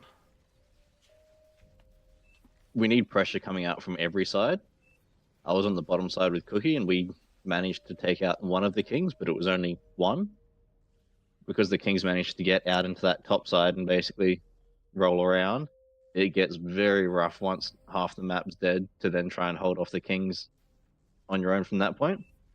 But if every side can put some pressure on so that you basically end up with front lines everywhere and units dying on both sides, then if you can maintain that pressure and have peasants out in the corners that can continue to eco, as the kings, they can kind of do both, but it gets real difficult to micro all your units so that they're not dying to everything and get your economy cranking when you're trying to get enough units out and down the ramps to stop the flood of peasants coming up. Once you're in that situation, then it's a much more even fight. If you can get out and just start rolling people, then it becomes much easier and you can stop and work on your eco and then go back to rolling around again. And Twig, what do you reckon the kings need to do to win this one? They do have Cookie Destroyer up in the top half of the king's base, which is going to be a nice boon for them, but they're still going to have to work hard if they want this one. I think they're just going to do their thing and win it. Cookie's How already going into T2. insightful. For everyone who's never watched this game before, you now know that they're going to be doing their thing, and that's exactly what they need to do to win. They will push quite hard at the top end. I reckon we're gonna see a fusion up like within the next couple minutes for Cookie Destroyer, which is quite hectic. He's not even the eco player. Looks like we've got a little. I wouldn't be surprised if him and Grumpiness are in chat together. You can see some reclaim. The reclaim does get the bonus. We do ask that players don't abuse that at all. So when you do reclaim something, you will get the 55% bonus on top of that with metal. We see a second commander being constructed at a Cookie. This is going to be an aggressive start out of Cookie with the double comms down. That's close to 3,600 metal added to his equation. Yeah, there's only 5 comms left to die. That's a bit smart. scary. He'll leave a couple metal on this one so that it can be rezzed. But that does mean that the lab gets to stay up. It does mean that the build power is actually putting down those advanced metal extractors very quickly. This has given Cookie a full at the 5 minutes when I was in Claymore, I was just getting my T2 lab up. Now Cookie has his lab, he has his advanced extractors, plenty of build power, though not enough actual power. I think that's going to be a limiting factor. He's going to need that donated from somebody else if he wants to be able to get into that fusion nice and quick, unless he knows something that I do not. But actually, yep, he's fine on power. Wow, he's got this one Yeah, I was mathematically gonna say worked fusions are out. surprisingly cheap on energy. I think you need 21,000. So with all this build power, he's going to have one of those in 20 seconds. And this is one of the things and one of the reasons why Cookie is such a force in the game. He's got a very strong understanding of exactly what he can and can't get away with. And this is going to be a fusion under 6 minutes out of Cookie, and that means he's going to be scaling into, I suspect, an Aphis before going into any sort of units. With that 5,000 metal in the bank, he could easily go into either another fusion or an Aphis. Does look like he's going into that second fusion. We do see a multi-fusion start out of Cookie, but with that bonus, I actually think that the second fusion is a little bit overkill. You could just go into that Aphis, but getting the build power down while it's happening might be the reason for it. So this is going to be a very, very strong start out of Cookie. If we look at the rest of the map, we do have Grumpiness in the middle. Going into that Aphis is going to be a little bit metal stalled, but can reclaim some of these advanced solars. And with Cookie having these fusions up, he's going to be overflowing energy to the whole team. And we're also going to be seeing a lot of fusions coming up from the players around the map, which will help push energy through. We do have some slightly slower corners over around here. We do have Mazza, who is running very low on that energy, only has plus 200. You definitely need more than the 13 win that he has got going, but manages to get the fusion before the 6 minutes anyway, so I guess it isn't that much of a big deal. Looking around the map at some of these co-op corners, we're not seeing anything quite as crazy as the previous ones. 2 labs in the bottom right, one in the bottom left, but a second one coming up.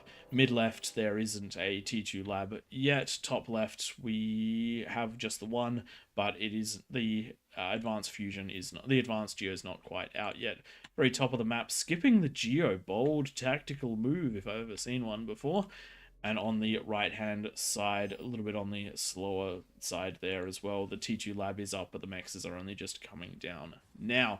So definitely a significantly less aggressive game out of the peasants this time. The Kings are just going to do their thing. I'm telling you, my theory is right. There is not much happening out here. You got to make sure you work with the people next to you as peasants. This left-hand side here, all these blue players on my screen, all T1, no one helping out another, just a little bit of greed out of everyone, and you're actually going to all be in a worse off position. There was going to be no sharing of T2 units, and going with T1 aggression is not going to work against Kings when there's this smaller choke points. You'll be able to defend maybe, but you're not going to be able to push up into what's going to be at least 2 T2, or in the case of this game, we've got a T3 lab about to go down out of Grumpiness. And that is just one of the things that we do talk. Oh no. Bottom left hand side player has gone for the comm detonation for the metal, but has blown up most of their base with it. Or maybe that was someone else's base. We actually saw Tank Tom do that in a Road 2 game. Actually, I don't know if it's released yet. Yeah, wait for that one. That's it's coming out in a couple of weeks. I didn't blow my base. Everything just survived. I think I messed up which ring was which. Left. You can press space X on your keyboard when selecting a unit, and it'll tell you the explosion radius.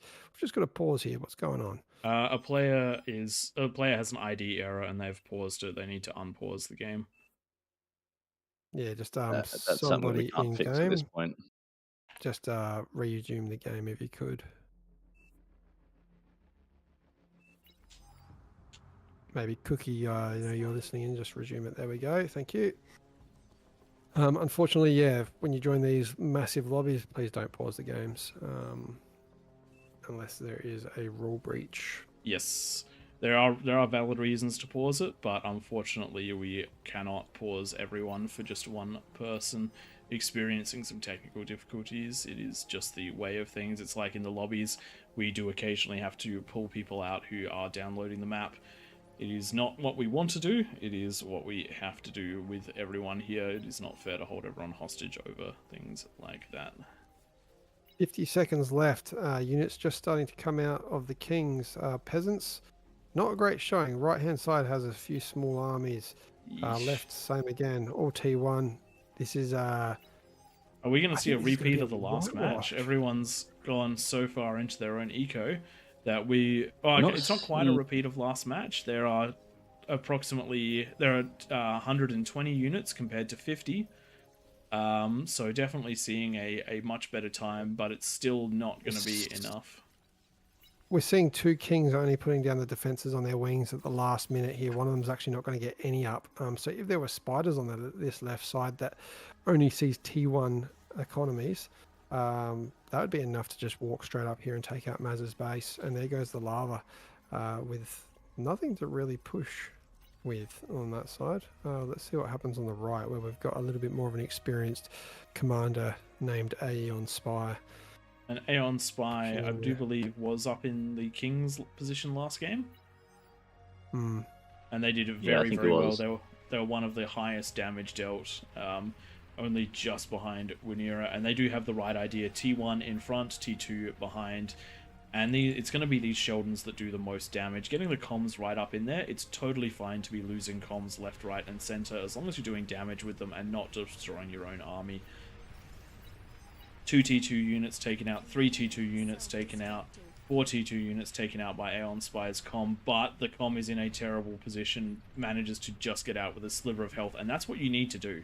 This is the sort of play that can end a game, because now the Sheldons can get in position to do what they need to do, and the Kings are, even if you do not beat this zone, this King is not scaling. This King is building units defensively. That is a win, but there is spiders coming down onto the right-hand side here. Nexus is moving in to try and deal with them, but the spiders have identified and are moving away, but they are going to be pincered by a second comms. They should be cleaned up here. Something to bear in mind, these internal walls are not... Sorry, these internal cliffs are not cliffs everywhere. 1 D-gun, 2 D-guns, 3 D-guns, 4... And that is the spiders cleaned up. But again, sack those comms to protect those bases. You cannot allow yourselves to fall early game, and this is actually turning into a much better showing out of the peasants. No individual zone has fallen already, which is what we'd seen in about another 30 seconds on the previous match. So good job getting the units, good job identifying the problems, cleaning them up with the comms, and doing what you need to do. Hopefully now we'll see a lot more aggression and the Kings being prevented from ecoing out. However, the King's eco right now is at 1500 metal per second, which is almost 600 higher than it was in the previous game. So the King's also in a good spot right now. There are more peasants than last game as well, though, so we're seeing a lot more of those ecos coming up off of conversion around the edge of the map than last game. Each corner had 3 or 4 players last game. Now we're seeing... And this is the 6 or 7 danger. around each This corner. is this right here is the danger. Cookie just pushing out with those Razorbacks. 3 of them instantly destroyed by a comm, and this is what you have to do if you want to try and beat the Kings. You've got to use those comms to best effect. There is still some T3 left, but it is nothing compared to what it was before. Demon is the biggest threat right now. There isn't very much out that can deal with a Demon at the 13-minute mark, but even then, look at that surround. Just a handful of grunts surrounding it, and it's already down to 60%. It is massively good at killing all of those units, but it also has to kill over 8,000 metals to be effective. And it does look like we've That surround ended up- bonus does quite a lot of work. If you can get a unit on either side and they both do 100% damage, the way that it gets calculated is it's up to 100% if they're on like 180 degrees from each other. So it definitely does work. Oh, it's Cooper. Oh, there we go. Finally falling down. A comm surviving Just next edge to of the that damage. demon fire for so long. But now there's no more comms here. This players take note of this if you're watching this replay. When there is a side being pushed like this and the comms are going down, get your comms in position. You still have 46 on the map. There is still ways to hold this. But it is going to keep getting harder and harder as the snipers are going to start backing out. Are going to start backing up the T3. And the spam is going to start walking through, but Juno's being used to great effect in this second layer. You can't Juno the the top layer, but Junoing in the second layer, provided it's not specifically on the ramps, is okay. And looking at where those are blowing up, that is just fine there. Peasants putting the Sprinters pressure on getting this through time. on the north, and they're going to come across this advanced geo. Actually, ignoring that, we have seen the 3 fusion reactors, and these should be enough. If they get rid of the build power, there are actually What are they no units doing? here. What are they doing? Oh, they're being grabbed by a... Oh, they were grabbed by the wrong command. So, for anyone Alt who groups. does do what I suspect this player is doing, which is auto hotkeying, so use Alt and then press a number, and that makes all units of that kind to add to that hot group, and even units you build will be added to that hot group. When you do an attack and you send units out, use Control and shift the units you've specifically sent out to another one, so you don't accidentally do that, because that would have been massive. That would have been absolutely massive. That corner could have been turned into a pushing point, and the Kings could have started sweeping around from it. But one misclick is a big problem. Sniper's doing a really good job of cleaning up the demons in the top right-hand side. You can see all the corpses there, but the Vanguards are here, and they have targeted down a comm, and they're getting in range to target down that advanced geo. With that advanced geo down, there's not going to be enough energy in this corner for defense, and this is where the rest of the players need to help work their way in and help defend this one. Some nice T1 spam would do great to deal with those Vanguards. They're out there on their own. That's a big hit. Just one shot taking out 50% of that, and there it goes. Chain reactions through some of that T1 economy. And now we've got sprinters coming through. Which way are they going to go? I'd like to see them push north again. Yes, they are. Yeah, it's push north. You know there's no defenses there. Are they eating the... really interesting idea. The players in the very top of the map are eating their own geo, seeing these sprinters coming. Though I don't think it's going to be quite enough. If they time it, if they go straight for the geo right now, they might get there in time. Man, we had a game where a player just kept reclaiming their APHIS and moving them as they were being fired, and I swear 3 or 4 times it was like a second away from a shot landing that would have destroyed it. Oh, good times, good times. Out there. No real pressure on the Kings, apart from on this southern lane here, where we do have a number of banishers doing work. If we could get a T3 down here to send some nice big bullets up over the cliffs, they could do some damage. Pretty much that whole space is taken up by economy. We might see some chain reactions, but no T3 nearby from what I can see. Are there any labs? No, it's all T2.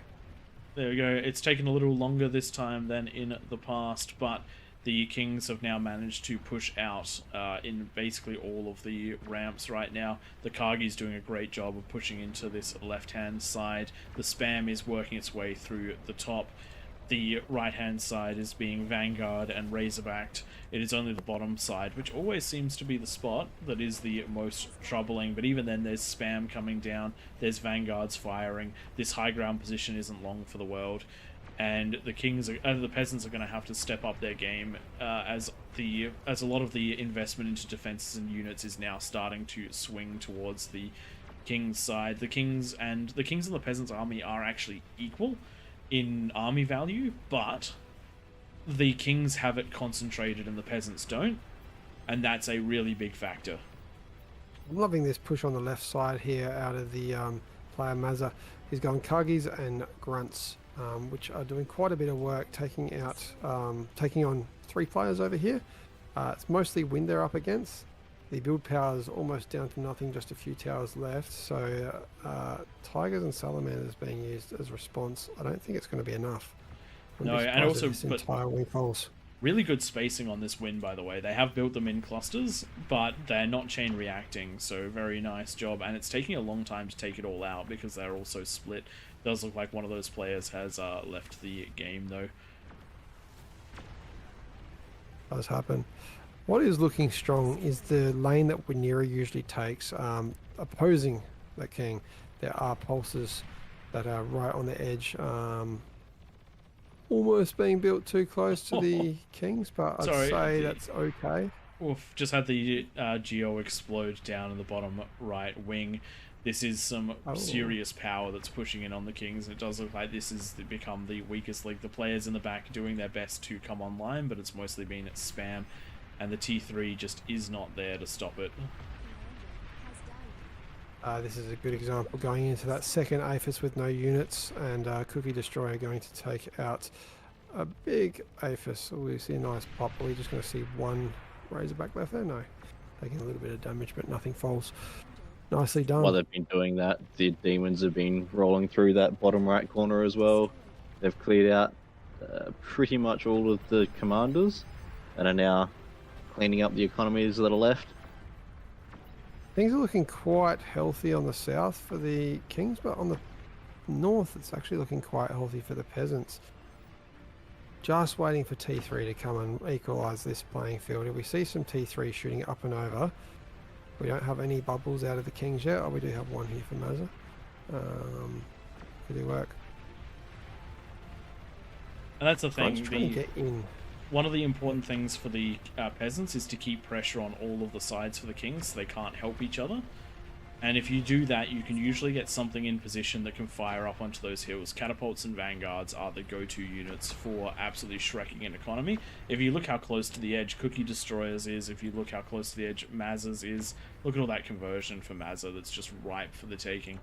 And if you're looking at Walking Nerd, there is just so much potential here for catastrophic damage from just a couple of shots up into the top hand side. You just have to manage to keep yourselves alive. J Frost, you gotta get in there. You gotta get your invis on and destroy those demons. It's your sole duty as a comm to keep this eco alive, because the spam that's coming out of these players needs, and this is a very important thing. The spam is useful. The spam has to be backed up by units that can deal damage. It's only so worthwhile having the spam running into the units if they're not dealing the damage, if there aren't units to deal the damage. Really smart though here, getting the spam onto those vanguards. Those vanguards cannot deal very well with the ticks on them in this right hand corner, and so they will be, there we go, at least one of them's taken out by only a handful of ticks and more getting ready to jump on in, but there is no response to these demons. So they're going to keep sweeping until somebody can get in there and help. We're going to end up in a similar spot to the previous game, where the Kings are going to only have half of the map to deal with. Though that being said, I think it's going to be a better, even better position than before, because the half of the map that is left to be dealt with has already had significant damage done to it from multiple pushes, and those are just continuing. But there's about to be a great set of, potentially great set of D-guns out of Murphy. Unfortunately, not quite, and blowing up the snipers in the background. So these Razorbacks are going to be somewhat unchecked for the time being, and with this limited eco around the outside, that's going to be all she wrote, I reckon, for this corner. And so we're going to end up in a very, very strong position for the Kings. They're already up to does look like they're up to 2,300 metal income, and the peasant income just keeps dropping, which is not what you want. So we're seeing Razorbacks in the top right, we're seeing Demons in the bottom, assisted with Vanguards, and a lot of spam coming out of Newbot and Mazza. Probably the last bastion in this top left that's untouched for the peasants. I would like to see T2 spiders coming out of them. Look at this eco that Mazza's got here. It's not got a lot of defenses, a few twin guards, if a few spiders got up, all of that conversion is chain reacting, all of the build powers chain reacting, and then the Aphis is not too far away from that edge there. But Kargis are now coming around the corner, so maybe another missed opportunity there. Too much ecoing happening, and you can see this top corner here. We are, wow, that's a lot of construction bots. I don't know if that's an accident or repeat command. I'd like to see more units coming out of that top left. That's definitely a repeat command. Yep. 101 construction bots. Now do remember that there is a unit limit, so you will run out of units eventually.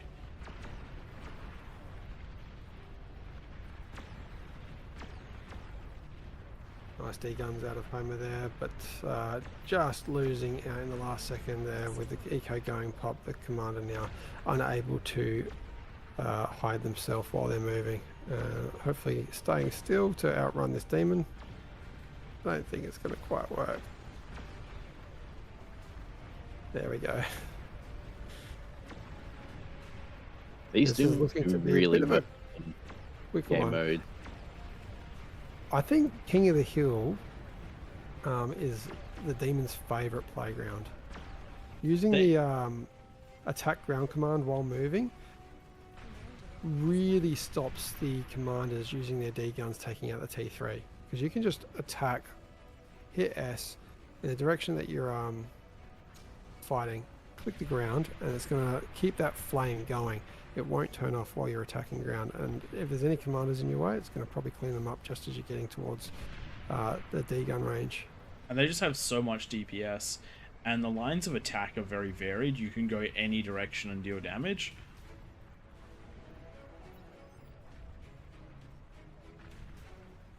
So what was my theory on what's going to happen this The game? Kings are going to do their thing.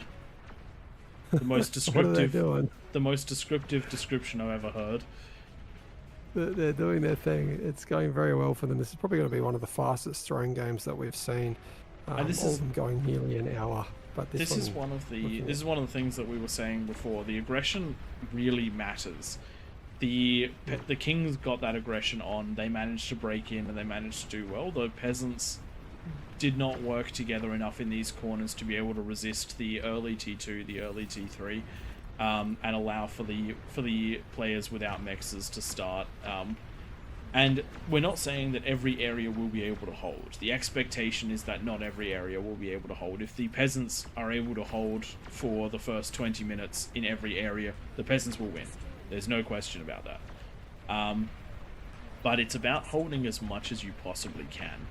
And force, and the really big one is we just had spiders pop over into Cookie's eco, and see how much. Oh, look at that T3 spiders. See how much damage that just dealt.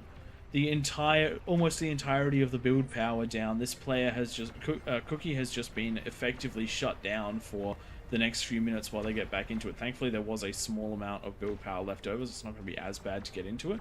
But that did drop the King's income down by, we have 9,000. So 13,000 energy converted into metal was just taken off of the map. And that was just from a handful of termites. It wasn't even much. And this is one of the things to be really important, which you need to keep the Kings on their toes about. You have to force them into these defensive positions, because when they're on the march and they're under no threat, they can just keep pumping units out and they've got the eco to do it. But when they're under threat, they're constantly having to move around. They can't have their units... They can't bring their units to bear where they need to bring them to bear. And they can't scale in the background because they don't feel that level of safety. So if you can work together to get an early catapult and some units to defend it, you can be firing up onto these high grounds. There's nothing that the Kings can do again. I don't know if anyone just noticed that one, but Cookie Destroyer wrote again in the chat, and I subconsciously said that one. Reading and talking at the same time, not my strong point. This has been an absolute showing out of the Kings. Just a little bit of eco left there. 2 commanders, which are right near these Titans. That's some good D guns, but it's going to spell one of those 2 commanders going down. DGO, the last commander there, gets the D gun off. The ticks might get the kill. Ooh, hot potato. Surround that commander. Not too sure.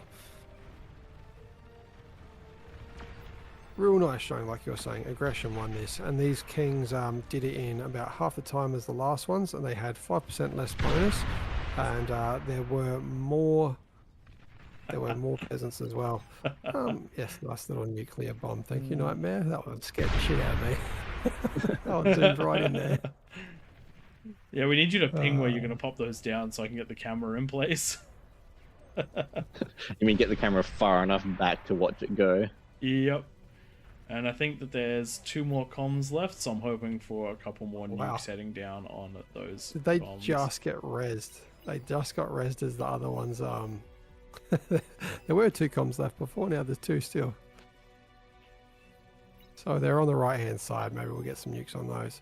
Yes, Yeah, gonna just keep an eye walking out in. for those ones, but that should end Oh, up no, the that's game. massive, We'll it's not- move into the That one. we yeah. will move into the next round, which I think will be on Raptor Crater, which gives players a little bit more, which gives the peasants a little bit more metal. Yeah, liking. there's a Really liking the buff epic tumbleweed that's been spawned next to Aeon's spy. I do hope that he got. Yep, there it goes. If you zoom in too much, it jumps your camera like 3,000 kilometers below the map. I might have done that on purpose. That's good. Kor's the last commander there. Also, one last minute res. Maybe All right, we can get the ourselves turning can we get for the next one. peasants stopping that res? We need to move on to the next match.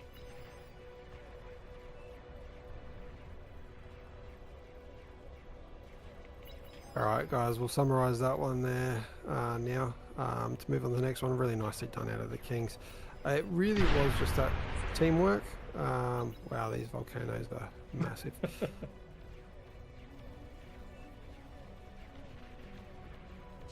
This one really was a game of aggression.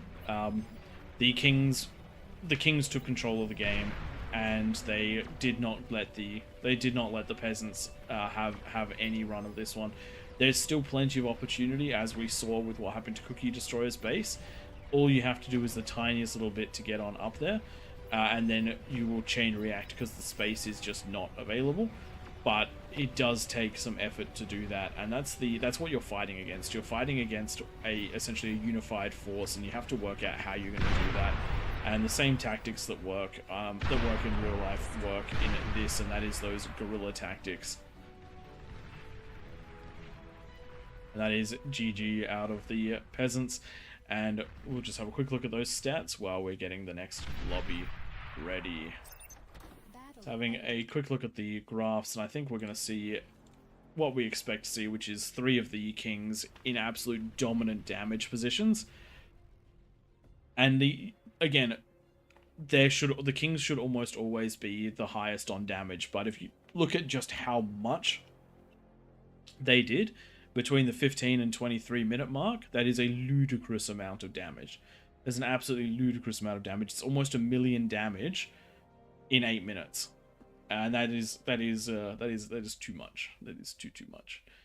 Looking at the metal production, you can also see the scaling was also absolutely off the records. But the big difference between this game and the previous game with the peasants, there are only 2 blue lines that excel above the rest of the peasants. Everybody else was super low on those lines.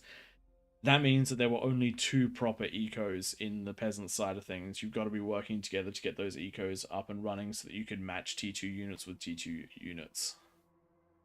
We hope you guys enjoyed that one. The Kings certainly did. And we're going to jump onto Raptors Craters now. Yep. What have we got? 50 odd. And yes, as What Scar the is saying in bonus is chat, that? the Kings were pumping metal early, but if you compare that to the previous game, we actually had a peasant that was running inside of that, and a second peasant that was only just below it. The peasants can match the Kings for eco if a few of them work together, no questions asked, and with so many players, it's very easy to work together. This map does promote a bit more of that, and we'll explain it when we jump on in, but I'm going to rest my voice for a moment because I have been drowning these two out for too long. You take it away, Tom. I'm just talking with Nightmare at the moment. Okay, I'm trying to set up lobby stuff as well, so we're just going to be getting a Raptor Crater up and running.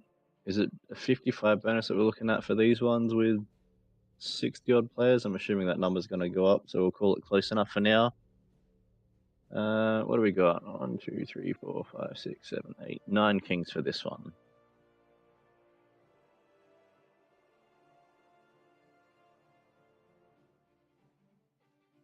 Do we have... Yeah, you can jump in, so that should be fine.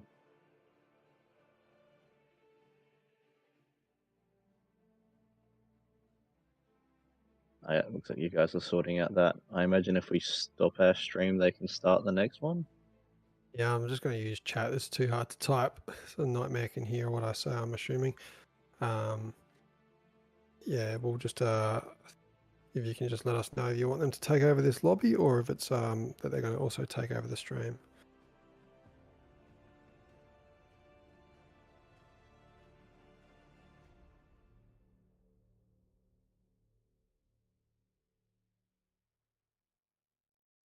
Okay, we need a few more kings. If no one else is jumping down, I might jump in just to keep numbers going. I'll just quickly check the bonuses that we apply to the Raptor Crater. I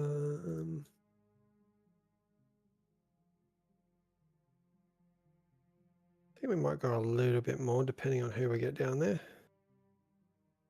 We do go for 9 kings in this one.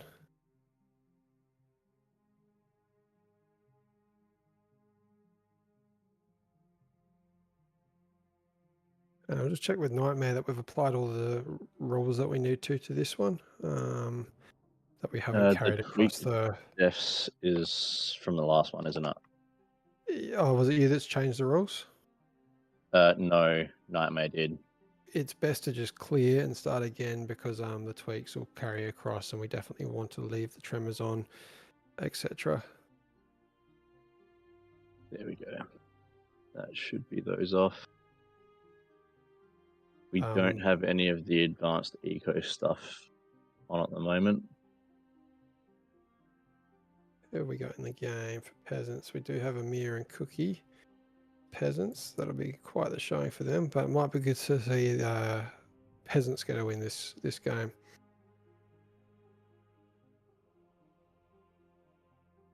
Looks like we've got our 8 kings. We need one more. One more would be good to see if we can get one that hasn't been down there before.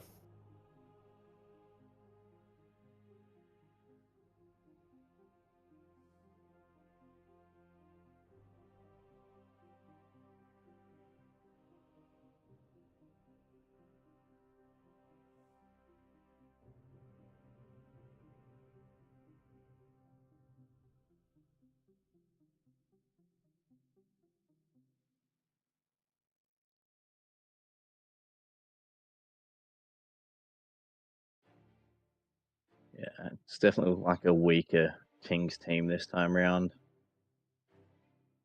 We just need one more player down there.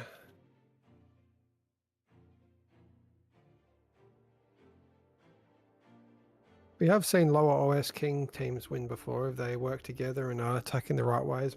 Like we saw the last 2 games, the aggression's what won it, and the more aggressive a team is, the faster they do win. All right, there we go. Maddie's jumping down there. And we have our 9 kings, so we can lock that team off. Looks like we've just got a couple of downloads still underway, but we can probably get going fairly soon. Is Legion on? Did you want Legion on for this one? You're a boss man, your choice. I'm just still trying to figure out what's happening after this one. There we go.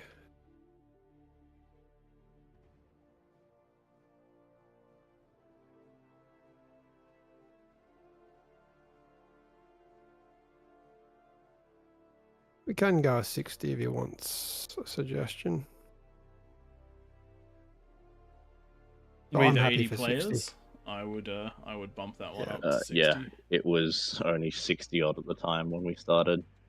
Yeah, this one gets big. Raptors is probably the biggest playing ground for King of the Hill that really works for us. Inverting this map once again, chronographer putting the lava between the ramps. Did we want to tweak any of the Junos or anything like that, or just leave it as is and we'll just moderate it? I think we've got Nightmare here to moderate. Did I see that chronographer added one of the tweaked defs? Was that for the extra no economy idea. stuff, or what was that?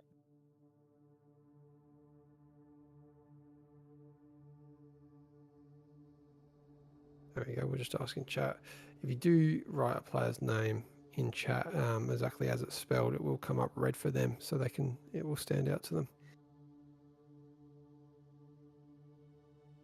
It's just a T2 Legion Max thing. We'll leave it as That's all is. good. Let's get things going. Just got a couple of people that still need to ready up. Have a look at that. Happy for Legion to be on if people want it on. Seems like it's what's the going requests.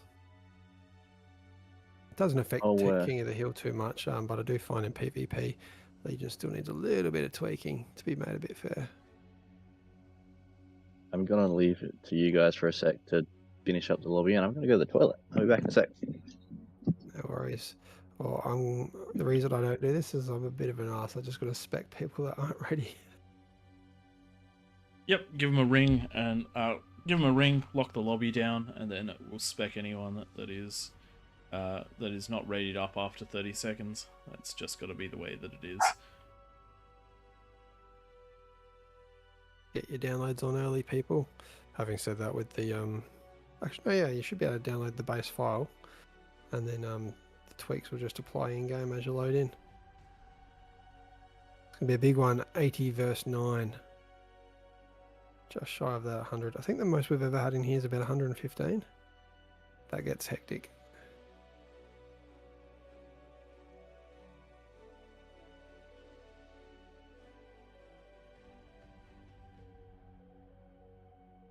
Alright, let's start speccing. Oh, we got one download. That one has been running. Oh wait, they've just readied up.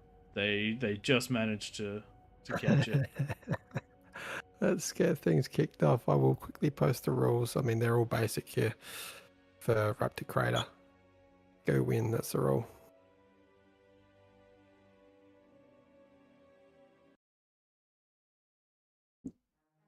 So yeah, no rush timer 10 minutes. Stay off the ramps. No structures that can attack any eco.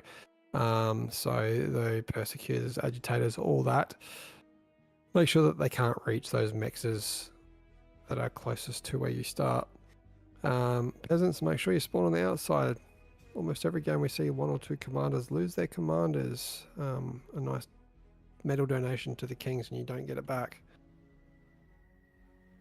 Junos, please don't shoot them up into someone's base. They can be used defensively though. Oh, this one loads. My turn to go for a bit. If you can take it, Prey. Oh yeah, leave it all to me. No worries. Oh, sounds like Tank Tom's back, which is good. Tank Tom, you're one of our kings, aren't you? Yes. Get out of here. No, stay, please stay. Alrighty then. So, big thing for you guys as you're warming up and getting ready. If you're in one of these three corners, for the love of all that is co-op eco, you only need one T2 lab between the three of you. You only need enough energy to power that T2 lab. The earlier you can get it, the better. Give a T2 to all of the players that need it in your immediate vicinity. So that could be as many as 1, 2, 3, 4, 5, 6, 7 T2s. It is highly worth getting the extra metal on your team and stopping those players from wantonly going a T2 lab when they can't afford it. That is the biggest piece of advice, other than be aggressive at the 10-minute mark, that I can give you. The more aggression you have at the 10-minute mark, the better. Also, if you are on the blue team, please do stay out of the middle. That's always a you will be kicked and you will be donating metal to the kings, making it harder for your team to win if you do that. I imagine this is going to be quite a solid fight, because looking at who's on the peasants team, they have quite a lot of firepower. I'm expecting there to be some very difficult corners to crack for this one.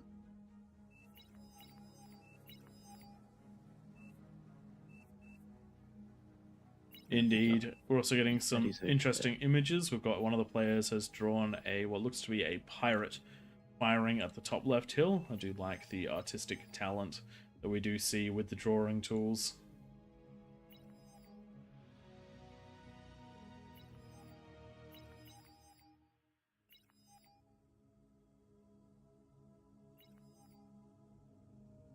What have we got going?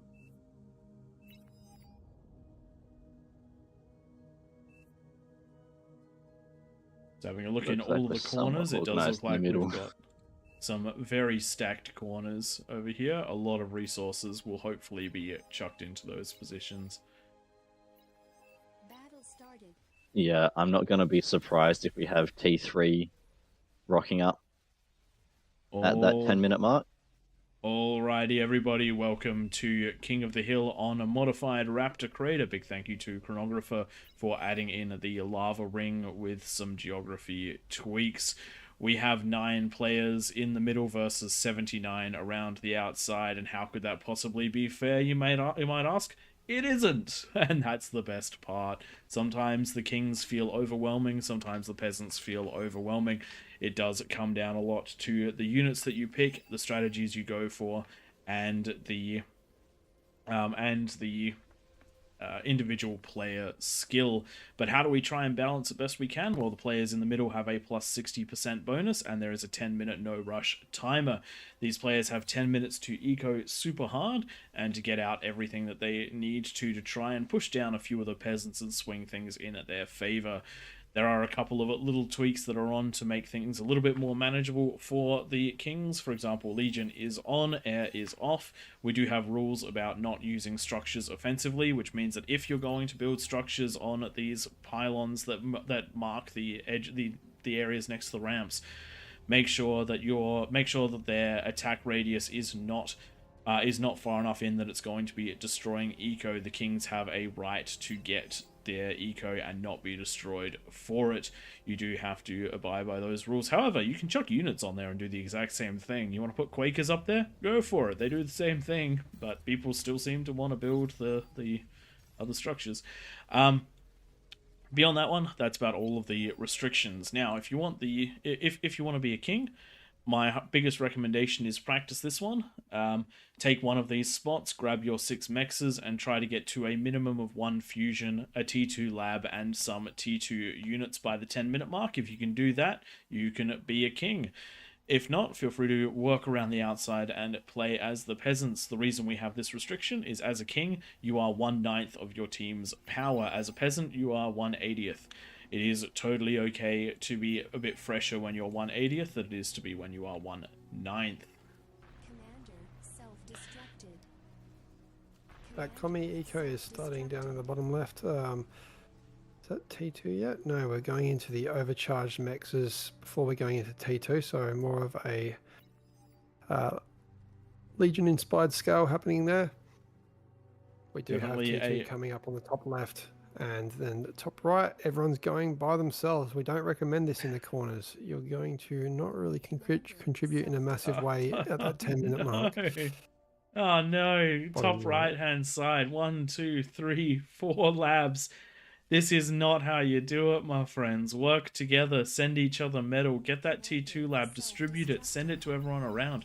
You are quite literally the guys that are going to be responsible for making sure that the front has enough metal to survive that first 10 minutes. And that is not how you do it. Between the lot of you, you've got, what is it? Between the lot of you, you have 104 wind. Could you imagine how much metal you would be getting right now if all of that was being funneled into one player getting T2? You would have the T2 lab by now. You would have those T2 constructors heading out. You would be superpowering your entire corner. That is the sort of thing you have to do if you want to win. And I didn't even count this player over in this corner. It is also part of that commie group. But if you look in other aspects of the map, there are some areas that are getting it right. The bottom right-hand side, they might not be as experienced with doing the co-op eco, but they are managing it. There's 2 comms being reclaimed into these T2 constructors, and we'll see just how many get shared on out. There are more players than there are positions, so you do have to adapt. It's the bottom left though that I want to be seeing. We do know that Cookie Destroyer has a way of charismatically getting everybody into his corner and pushing out those super ecos, though I do think he's a little bit delayed compared to what he normally is. So our hope is going to be that those corners come online rather soon. Looking into the map, we see Tank Tom doing absolutely horrifically. Worst player I've ever seen in my life. Can't believe he's a king. We should fire that man. For anyone wondering, he's in chat. He's in the casting booth with us. So if you're not Australian, you probably wouldn't have understood the joke. But no, getting the T2 up and running. This is a pre-5-minute T2 lab, which I call a perfectly good timing for that one. Not going to be the absolute best, but if you're under 5 minutes, then you are above at least 60% of players. You know what's happened for Cookie Destroyer? They've Cookie Destroyer has been relying on the T2 coming out of this other player up here, but they never gave the T2 out. It's only just coming down now, so that's very slow. Out of ZARXT4. What you want to do is tap the mechs and then send on that constructor to another player, and then build one yourself. So about a minute and a half behind for that T2. What they do have is a lot of T1 economy at least, so hopefully this is going to see a bit of a jump in eco shortly. Bottom right, going into that first fusion. I like to see it. Top right, I'm going to look away. And top left.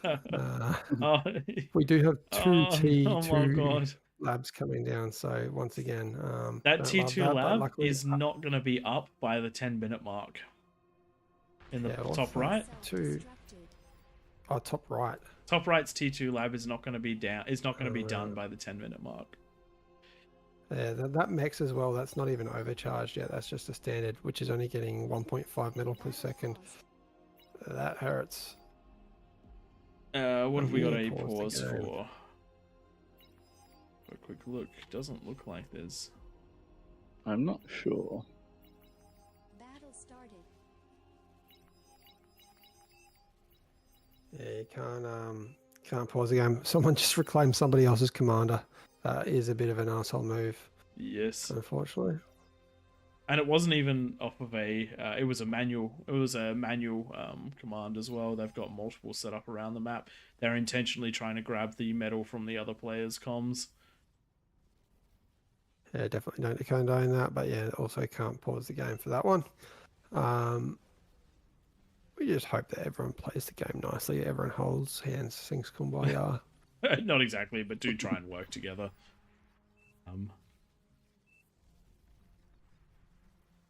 Man, this is a little bit slower out of Cookie. What are you doing, Cookie? This is good. I like hearing this sort of commentary. Makes me feel slightly safer. Not safe, but slightly. Do bear in mind, Not Tank liking Tom that you're is stalling in on energy right the now. game. Drag your slider up. Drag that slider up, boy. Yeah, that's... That is a lot of metal you are floating. Oh.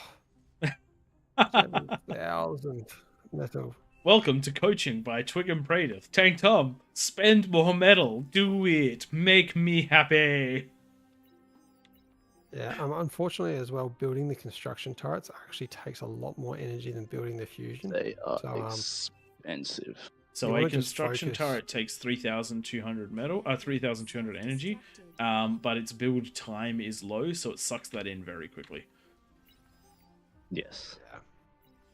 You almost want to just not build any more. You get that fusion up and then build the rest. That would be my tip, which I'm not going to give you a tip about during the game because that would be unfair to the peasants. Economy is looking quite healthy down the bottom right for Grumpiness. You know that they know what they're doing. Finally a fusion, almost up for Cookie Destroyer. About time, mate.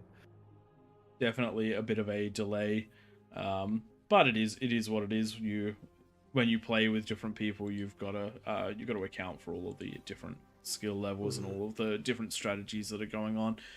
And at the end of the day, the big thing is whether or not there's going to be aggression out of either of the teams. Also, whether or not there's going to be defenses. With 1 minute to go, I'm seeing 1, 2, 3, 4, 5, 6, 7 lanes with practically no defenses for the Kings.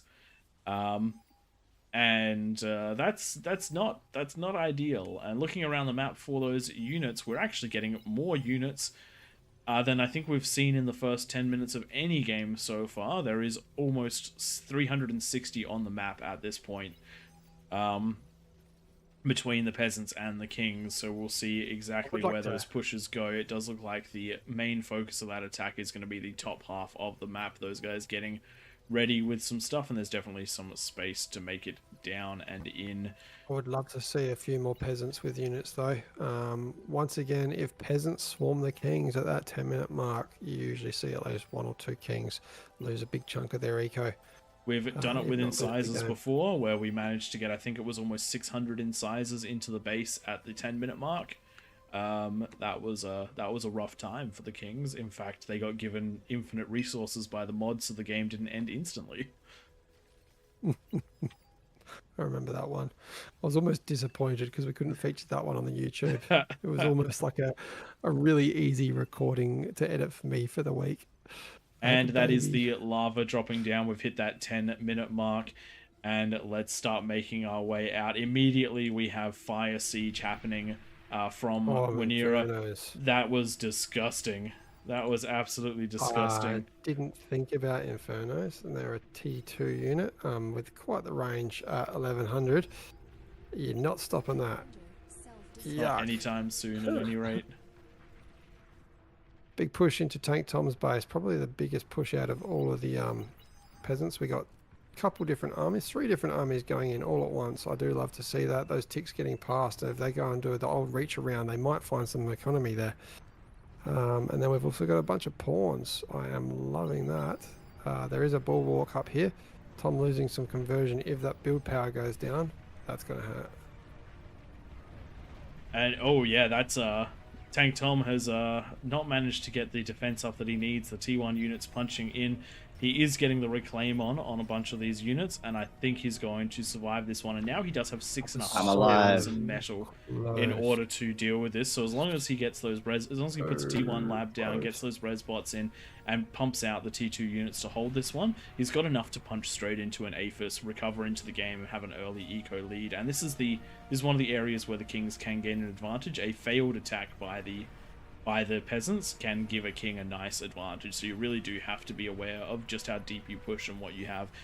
And if those units have been told to fire the construction turrets, Tank Tom would be in a really bad spot. I'd be dead. We got these Senatos on the south doing damage against the amputators, but we do need to have them taken out of the game. So unfortunately, a player here breaking the rules. This is what we were talking about. Unfortunately, yeah, rule break there. Even though they're going to probably lose this fight, we've got 2 amputators that need to be taken out. We can't pause the game, but if somebody in there wants to pause it, they will be removed. Big aggression from the left side coming in. A whole bunch of Styres trying to make their way in, but these Sheldons are in a good position to try and defend them. Thankfully for the Styres, though, they only have to get a little bit closer to do a lot of damage. Sheldon's not the best at dealing with spam. I think they'll be just... No. I actually reckon these Styres are going to take out a chunk of those Sheldons, because they are essentially single fire thugs or the equivalent, and they're in on the marsh. So this is a lot of damage being done to the T2, and the Fiends are very much so the right call for clearing these ones up, more so than the Sheldons. The Sheldons are a skirmish unit. Really good aggression though out of Skeggy. Skeggy did get quite deep with that and has forced a reaction, so no eco scaling out of Matt. But looking around the map, it does look like we have some pretty static positions. Tank Tom took a lot of damage, but is using that and has recovered nicely, gone straight into that APHIS. Does need that more bit of build power, but he's holding nicely. And north of Tom's base is, I think, potentially Tom's biggest risk. There is a lot of static defense on these 2 ramps, but if that gets breached by T2 units at some point, I don't know what's going to be backing that up. We have a commander and what's that? 24 wind, almost no units, no T2 economy. Got a So Tom might swag. be stretched a little bit. The bonus in the middle is 60% bonus eco, so they'll be able to scale it much harder. Got another little push through, but it's being dealt with by Tigers on the north, the Maces, and a couple Janus, a couple Whistlers pushing through. I'm trying to run away from these Tigers, but they're a little bit too fast and taking it a bit too much. Supported by that one Tremor. These Tremors really do well if pushed to the edge there and shooting up into any of these plateaus. Oh, spam's gotten into the middle. Ticks are right on the Aphis. They've been cleaned up by a Razorback. The second half going in, they're not being reclaimed. They have been reclaimed. Unfortunately, not able to get damage done there. But really good play out of the player trying to get ticks into the middle. That is the sort of thing that you can change the scape of a game with. If you can get some conversion with that, if, like, let's say it had come in on the opposite side where the conversion was, that could have been some easy dead conversion and a reset for the middle player, because they would have lost all their build power too, which would be massive. Ray, can I just take your attention down to the bottom left of the map? And the last 4 or 5 minutes have really changed for things down the bottom left. Now the biggest economy in the game. Yep. So far outscaling everyone. And I wouldn't be surprised if we see T3 out of that corner soon, which will do a lot of damage, because I feel like the Kings, although strong in a lot of spots, such as Tom's Lane, we do have a couple holes So this is breached already. This is one of the things that the Kings have to be hyper aware of. So right now you've got players like Tank Tom, Winera, the Primo guy. They're all running essentially defensively at the moment. They've got plenty of units to defend, and they're not eco scaling behind this. If you're not going to be in an offensive position, you have to be in a ecoing position. It's the choice between building units or building eco. If you have the units to survive something, but not enough to push out, you have to then choose spam it into units to push out and then get damage done, or spam it back into or put it into that eco so you can do an even bigger push later on. And this is one of the things that I think separates a lot of the Kings from some of the top tier Kings. Those top tier Kings never stop the scaling. They get the units out, and while they use them, they scale, and then they work out what they need, build the next lots, then they build that, then they scale again. It does look like we're getting a nice Infestor push out of Jaleo, though. I do like to see the Infestors, though they have been just set to not move any further forward, which is a decently big problem. They're in prime position to do a lot of damage, and to also eat what they take. And this will help to push down at those lanes and give a little bit of space to Winera that's pushing up. Winera doing a great job of keeping pressure on and just slowly sieging up those ramps. These ramps can be terrifying, but when the defenses have been taken out over time, not quite so bad. The big thing to look at, though, is the eco between the two teams. The Peasants are still ahead right now, I believe. Actually, it might be the Kings who are ahead. It's very hard to tell because it's pink and... yeah, so the blue team is still ahead. 3,000 metal to 2,000 metal, so the sheer volume of players are keeping them in the lead, as well as a couple of these eco corners. So the Peasants have still got grand opportunity, even though they're being pushed back. The critical thing is that little to no damage is being done. Just waiting for those Peasants to come online with T2. That's where I really think we're going to see a difference. We do have a few starlights here and there. On the right hand side, they are turning around. They would be the best thing to deal with these Razorbacks. You want to turn them around and do the damage. Just taking your attention to the exposed Rattlesnake. This is where you want to position them. So they just shy of these mexes. They're not breaking any rules. And it saves us the time of having to moderate the game. Tank Tom going for a massive attack and managing to break the defenses. Very costly to do, but has managed to break the defenses. Unfortunately, his front line has been taken out, and now the blitzers are making their way in and starting to clean up the rest of those units. All of that metal investment, and it just managed to break the front. This is one of those areas where T1 would have been just as effective running through. Those Fiends... There were so many Fiends lost to just breaking that checkpoint that they could have just been pawns, and particularly with the composition, Tank Tom's Arbiters would have been able to siege those down without the losses, but trying to get that early push in and trying to get the damage done has resulted in a little bit of inefficiency just there. But second Aphis is almost down, so Tank Tom's unit production will flood up, and we're also seeing the red player behind plenty of eco here. This player on plus 1,000 metal. And we were talking before about the averages. The average does get pulled up by the player in the middle who is left to eco freely. Definitely has problems. That lane got breached like we suggested, because there was nothing behind the T1 defenses, and now we are seeing T2 and T1 units coming in. These Phalanx is really taking any damage that is being dealt by the Kings. They are quite the beefy unit with about 3,000 health each, a bit more than that, 3,500, and then the spam coming in behind might see its way into the eco, but we do have Titans and a Thor coming out of the middle. And this is one of those things, this was actually really smart of Captain Krauser, attacking Tank Tom while the lanes above were falling, so Tank Tom had to split his units up without helping, so not able to effectively defend, not cost effectively able to defend, not cost effectively able to deal with the units at the top. That's some of the things you have to do, whether or not you're in communication. Keep an eye out on what's going on the map, even if you're not quite ready for an attack. Your attack can be ludicrously more useful as a distraction, or can be ludicrously more powerful when the defenders aren't there.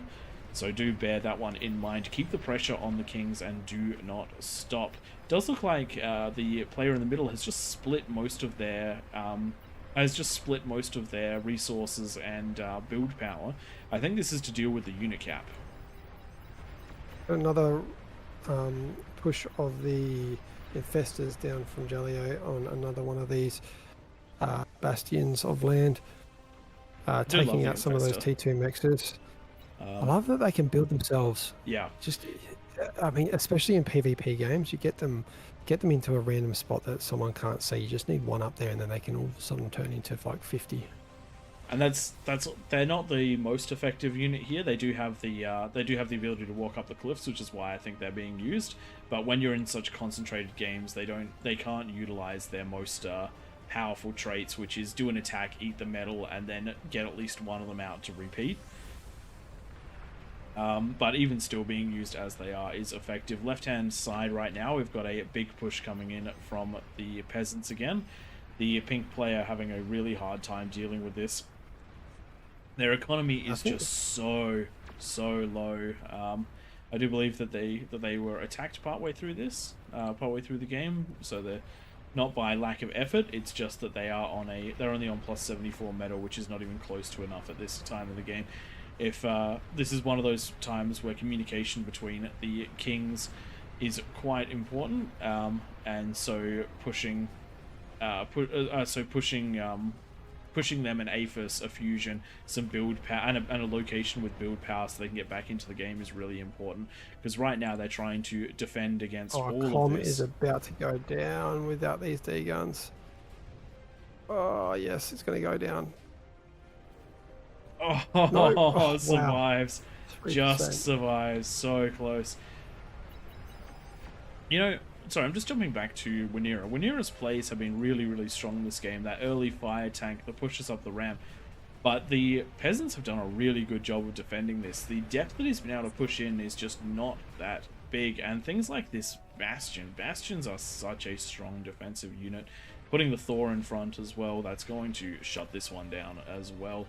I don't know how Winera is going to crack this corner on his own. I think that the winning strategy right now is for the Kings to start coordinating on a couple of the less defended ramps together, pushing up and then starting to make their way around, because the peasants have gotten very established in their positioning and have managed to get enough units pouring out that unless you're coming up with overwhelming force, it's going to be a problem.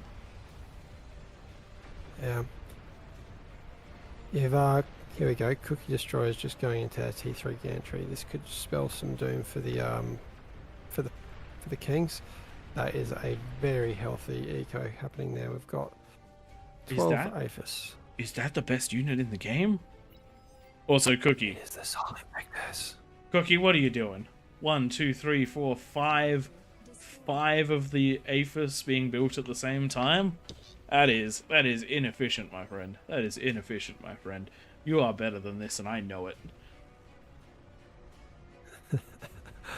I think that might be the win condition. Although the pressure coming out of all the other corners, we could see this over before T3 makes the middle if this top right corner pushes with the likes of all those sharpshooters in the background there.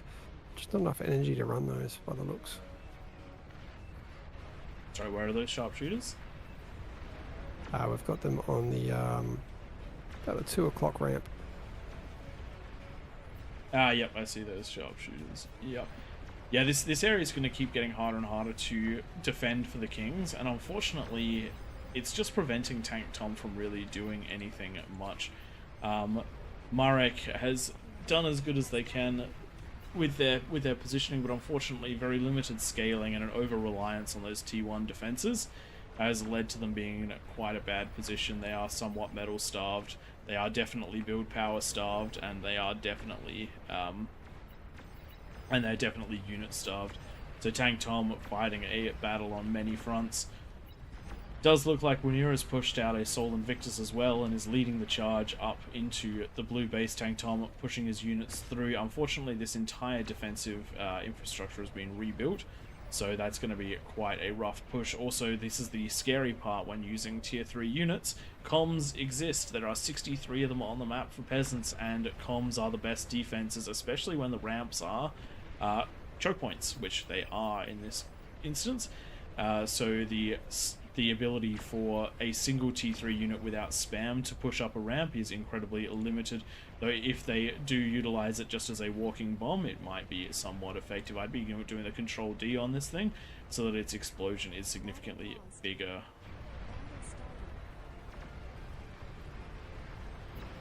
We have an interesting issue here for Cookie Destroyer. They can't actually get their units out once they're built. Too many T1 structures in the way. And it does look like the red player in the middle is starting to get their offensive on these Thors, with Titans and Vanguards pushing up on this top side of the map. They've managed to break the defenses, and they're starting to punch their way through.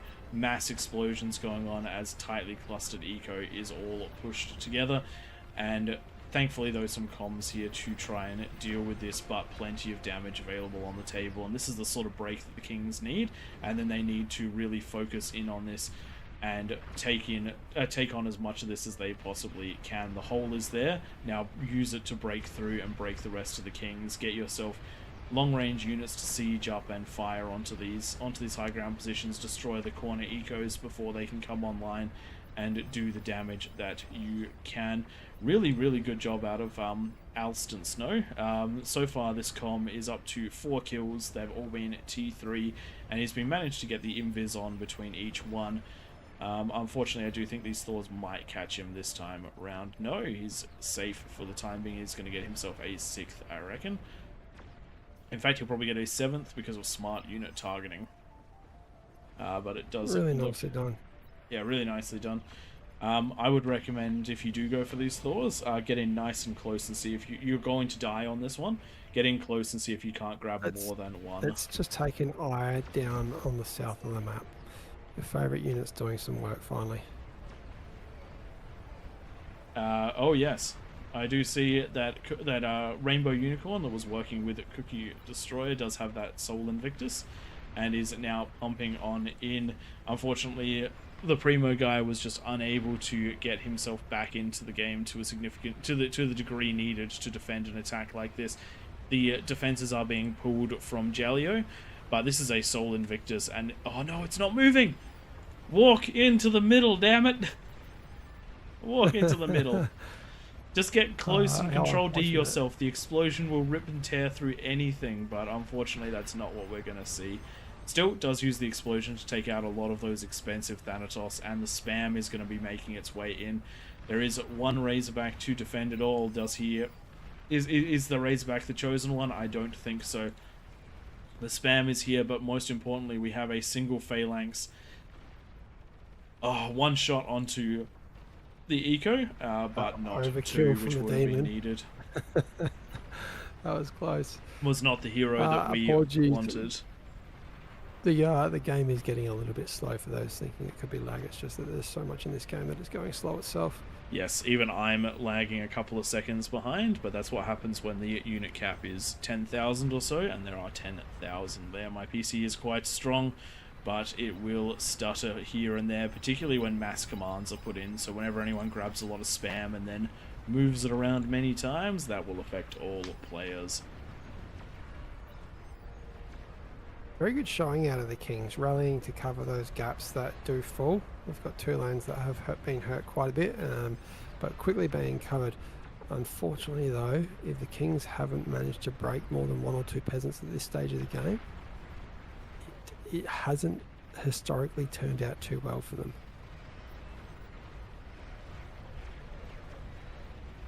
And that is catch-up messages now.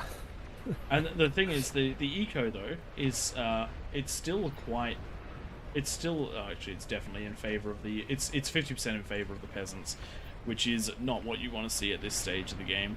The Kings, even with that bonus, are doing the best that they possibly can, but it is just not enough.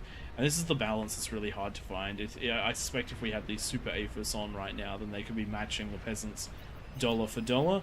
But I also think that the impact that would make early on would be absolutely crazy when they first got that initial one online. We're going to see the build power go down. And it is turning into the game of Sol Invictus. But unfortunately for Jalio, his build power that is building his own Sol Invictus has been taken down. There is just too many of these Sol Invictus moving towards the middle of the map, and these ones are doing what they need to do. They're just on move commands into the center of what they suspect will be eco positions, and it does not matter whether or not they go there and deal the damage or go there and blow up. They're still going to get plenty of damage done. Jalio going to get a nice D-gun on this one, but the damage has already been done. The build power and the conversion is gone. So that is two of the Kings taken out. And not enough damage so far being done when you're in the to that top right hand corner. So this is just going to get harder and harder for the Kings as we go. Rainbow Unicorn now with the next two of those Sol Invictus, not choosing to go into the middle of the map. That's where you want to go with these units, but definitely making sure that the ramps are free for their neighbours to push up and into the middle, so I don't mind that. That's right. You've opened up two lanes, and so it's time to just ram it home and shove those Sol Invictus into the middle. Jugs, Sol Invictus, anything along those lines. As long as you get there, it's good enough because they will loose their explosive payload in the middle one way or another. It is getting towards that tipping point for the Kings. We got a number of javelins coming in now through Wanira's base, or his side base actually I should say, having taken over this lane, and they might see some of this eco, and we might see some of the first major eco pop for the Kings. They've certainly got the move command that they need. The demons though, Tank Tom's demons are here to clean them up, and the DPS of demons is just crazy. But they are going to grab that fusion. The question is, will it chain react to anything? It doesn't look like it will. So saved by Tank Tom's reactions, but Tank Tom is being spread thin now if he is defending on this bottom half as well. Wanira's T3 construction has been hindered because of that build power being destroyed, and it does look like the top half of the map is really going to have to push much harder in. I think that part of the problem that the Kings are having is just a spending problem. If you look at a lot of the players, there is a lot of maxed out metal just there, and they're just not able to bring their forces to bear.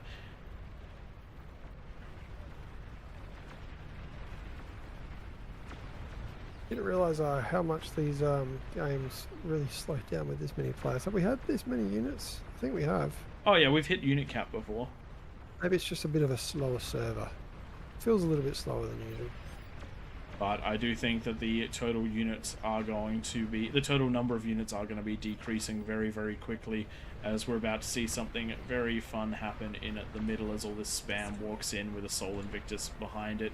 We do have the APHIS being locked on, and that's going to be the Razorback production taking over. And here we go, we have some chaining through the map, though just enough has been left to not allow that to happen. This is why you build your build power between your between the APHIS and the conversion. Though in a situation like this, it is very, very hard to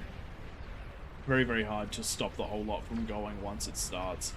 The Kings are essentially a single unit, and once one arm gets cut off, the rest the body tends to bleed out. I was waiting to see this big amount of APHIS go pop. And there we go, the Sol Invictus have locked onto it. And that is Tank Tom's eco as well as Pink's eco taken out. That is the Kings dropping down to 169 metal income. That is going to be all she wrote for the Kings. Very well played out of the Peasants, though it is always a very hard match when they go over 60 players. Anything above 60, and it starts becoming quite a mess because the unit cap for the Kings is incredibly low. And the ability to overwhelm the sheer number of comms and defenses that can be thrown into position is a talent to overcome. We have seen plenty of players do it, but it is rare to see the entirety of a King's map do it. Loving all Tom's decoy commanders. They probably think that there's a real commander somewhere in there, but it is on the opposite side of the map.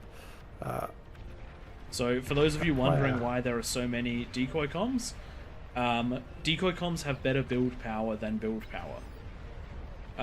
turrets. So you get 300 build power per decoy comm as compared to 200 from a build turret. They're significantly more expensive, but when unit cap is an issue, the decoys are the right way to go. Not only that, the decoy comms don't chain react, which could have helped a few of the players that did lose a lot to chain reactions. Similarly, they are also capable of firing, so they defend themselves. So there's a lot of advantages to moving into them over the course of the game. Very nicely done out of the Kings, though this was a very overwhelming amount of units out of the Peasants. And as we said, the more units the Peasants have at the start of the game, the better they are going to do. This time it was close to 300 units out of the Peasants, and there were just too many weak lanes for the Kings that ended up being penetrated, so that the Kings spent all of their time on the defense. Max asking what that explosion was. There are moderators in chat. They are blowing up the comms at the end of the game so that people don't just hide them in corners, and we can get the next one up and running. Though Twig, you were saying something about other casters or other games. What time is that happening? I'm just trying to read the chat now, so there are some around. I don't know if I think they might just jump into KOTH. So yeah, we might see, like I said before, the German players jumping in the middle versus everyone else around the edge of the map.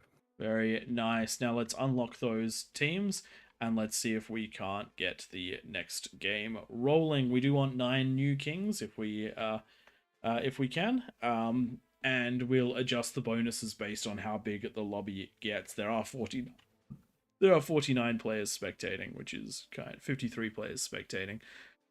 Hopefully we'll see more playing.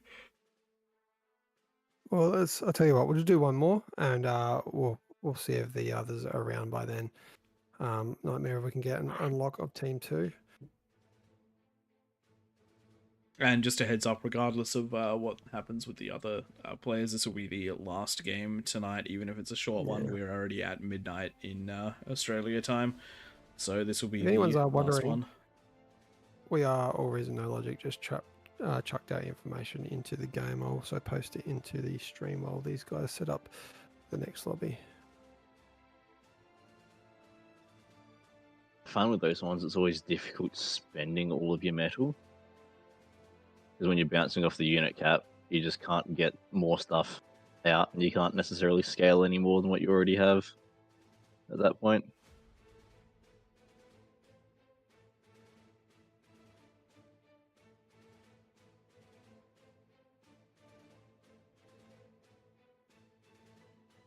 Do we want to run a Depending on- similar bonus, or are we looking at?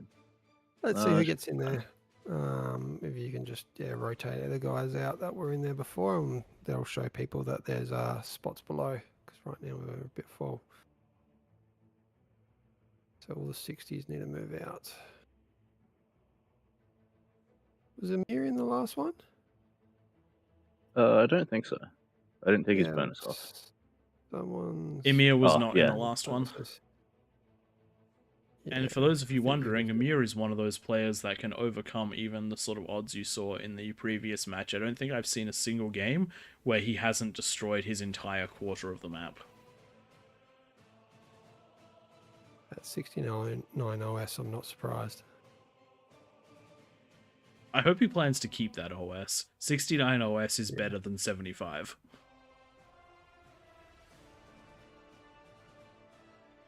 Maybe Tom, if you can remove all the players that are in the previous one, or I can do it too. I just accidentally kick people when I do it. I'll be back in a sec. And then we'll have others jump down. He was in like that you- last one, wasn't he? No, he wasn't. It looks like you've applied 60 to Amir. I don't know haven't if you- done 60s to anyone this time Yeah, around.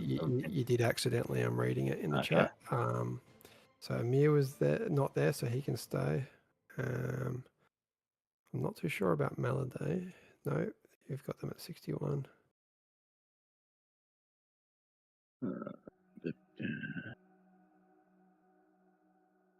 I'll be back in a second. So, new ones. No, not change team.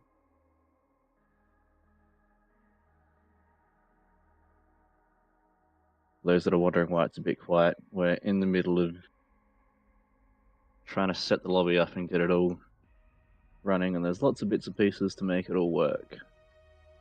Looks like our teams are fairly close to even. We've got 55, so our bonus is probably about where it needs to be.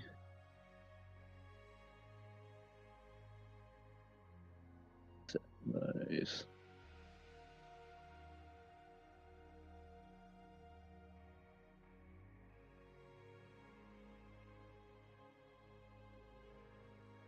Make sure we haven't got any duplicates. The game has been doing good with IDs lately. We haven't had anywhere near as many double ups of what we had before.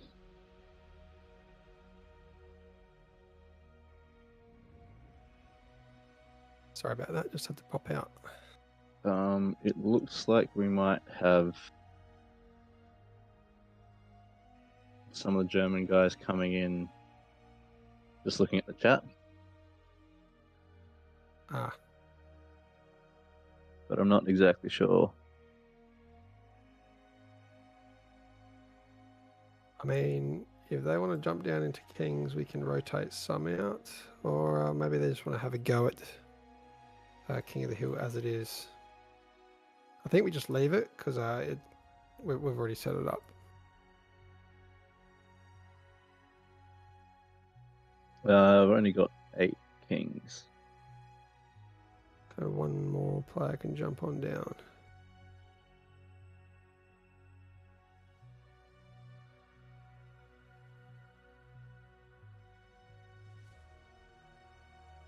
Is the team locked? There we go. 4 funds jump down there. If we do a ring,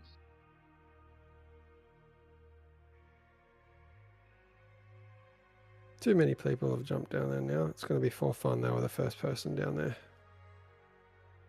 If you could apply the bonuses, I'll change the team of the other players.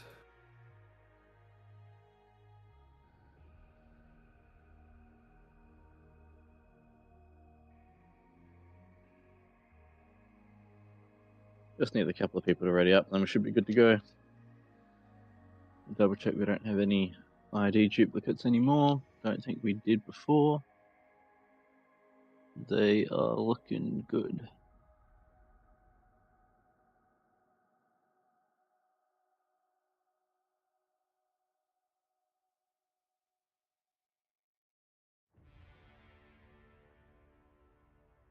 Okay, let's post those rules.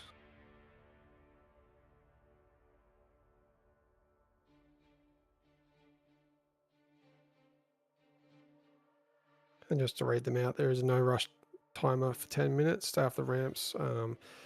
Peasants, you got to spawn on the outside, kings in the middle, and no structures that can attack the enemy's eco. So do not build any offensive structures. If your artillery can reach the mexes of your opponent, it's too close.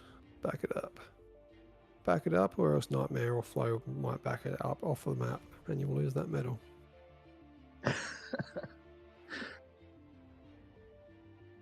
I reckon we're going to go through and start speccing people that aren't ready.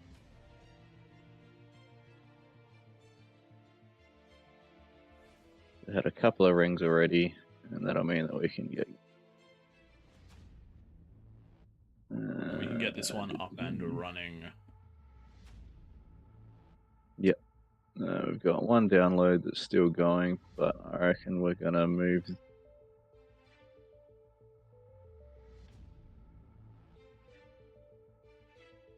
Nightmare, if you're listening in, I was keeping an eye on the 50k casting booth to cast this one, but it doesn't look like anyone's in there, so we're just going to stay in this one.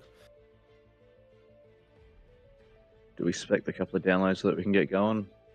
I think we do. Yeah, we're going to cut it off at some point. Okay, they are ready up. This one. A few less peasants than last game, so maybe the kings will go alright, especially with that +1 bonus extra. Big names down there though. Okay. Or anyone who wants Give them a second. anyone who wants to put the kings on their toe, that bottom right hand side gets super aggressive there, because otherwise you're going to have Emir to deal with when he's at full power, which is not where you want him.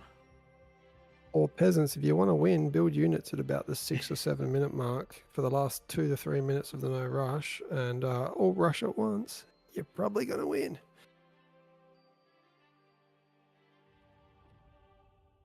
I think it must just be a thing. People like to win with T3. It just feels better feels watching good. those massive explosions.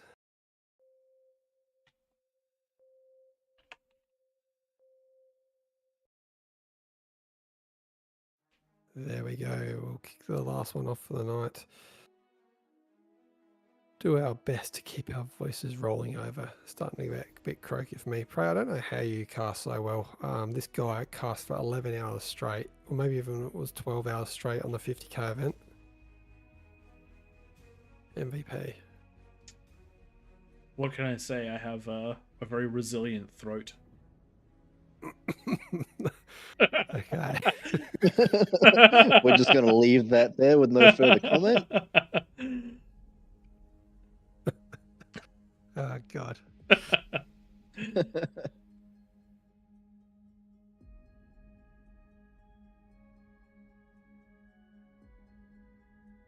Been pretty bad at checking the chat tonight. I might do that now.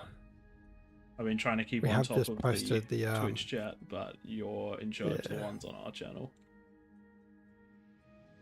Yeah, we have posted the links to our channels as well. If anyone would be so kind to follow the Twitch or subscribe to the YouTube, we really much do appreciate it. We're almost at 2k subscribers on YouTube, so that's our next goal. I called it. Always the same place. We got Maladay in the middle. They're going to have a Boom and Eco. Aeon and Amir down the bottom. There's some big names. It's going to be tough for the peasants, this one. Aeon is a very scary king, based on his performances tonight. Also a scary peasant, but a very scary king. Aeon led a very strong T1 attack in a throne game where the as a peasant, like really strong, got his comm into the front super early on, absolutely decimated T2 and wrecked a king's attack. And then as a king was one of the top damage dealers, taking over a third of the map on his own. So when you're taking the other third next to him, well, not completely on their own, there's always support, but you know what I mean. Absolutely terrifying players.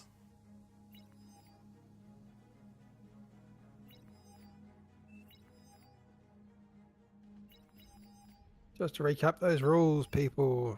The only one that we really need to enforce in this map is those offensive structures. Please only use structures defensively. If you're genuing into the middle, it's not too fun for the kings, so we ask that you don't do that. Next rule, hands 310 is currently broken. Spawn on the outside if you're a peasant, spawn on the inside of the lava if you're a king. Tisk tisk hands. You will be detonated and be a nice juicy 1200 metal donation to the kings if you do not move. Don't worry, Aeon, Might there just send is a message. there is no pressure. One of the nicest things about King of the Hill is that while it's PvP, it certainly doesn't feel like PvP because it's so asymmetrical, I guess you could say. But it's Feel like definitely worth Barb's calling various out your factors. phenomenal performance tonight.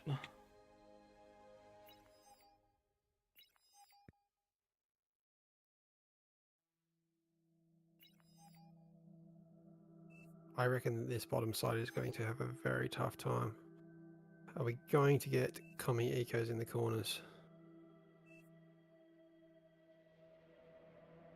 Not many peasants in the top left. No, they've actually got some space up there, don't they? Though we've only got, what was it, 60 odd?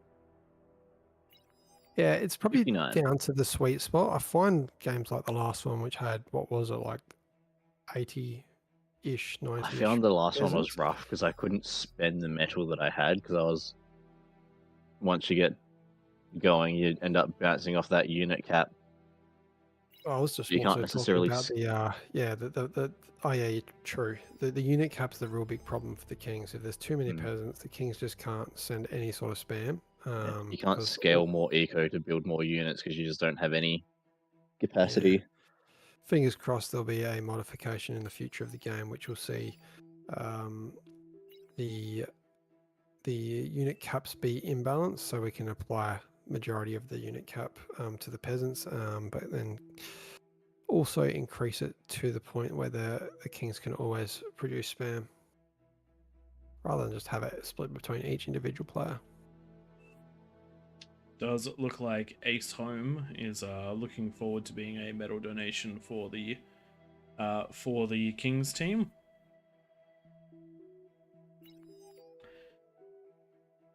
There you go, nice and solved. Always it's always interesting.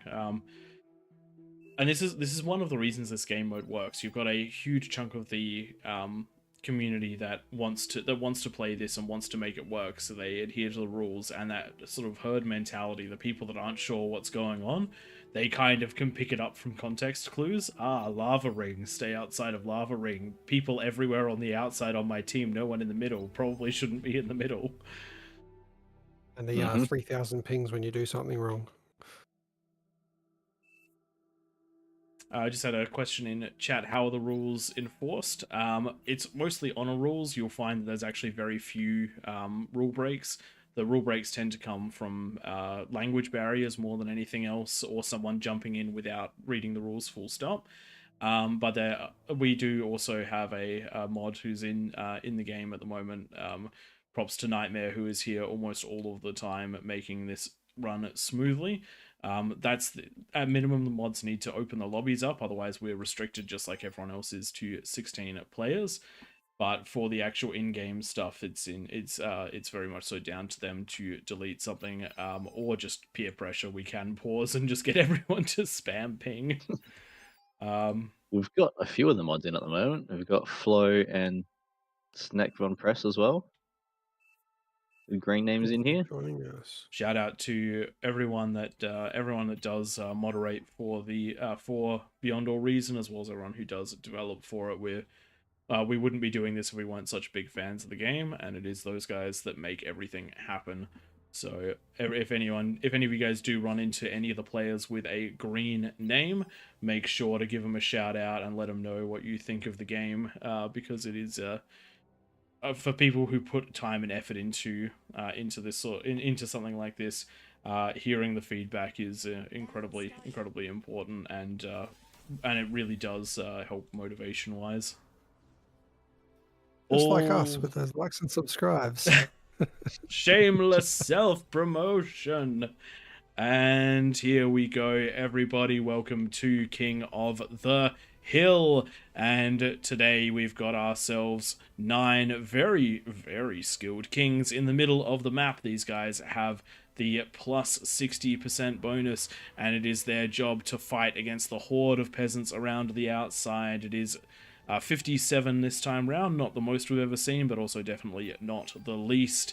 With that 60% bonus, these kings have 10 minutes to try and scale as hard as they can. There's plenty of mexes in the middle of this map, but they are also nice and spread out, so they can't be quite so quickly grabbed. Lots of time, build power, and effort wasted to get that precious metal. Air has been switched off, which means that we're not going to be seeing any shenanigans, taking out the entire King's base with a single bomber rolling on through.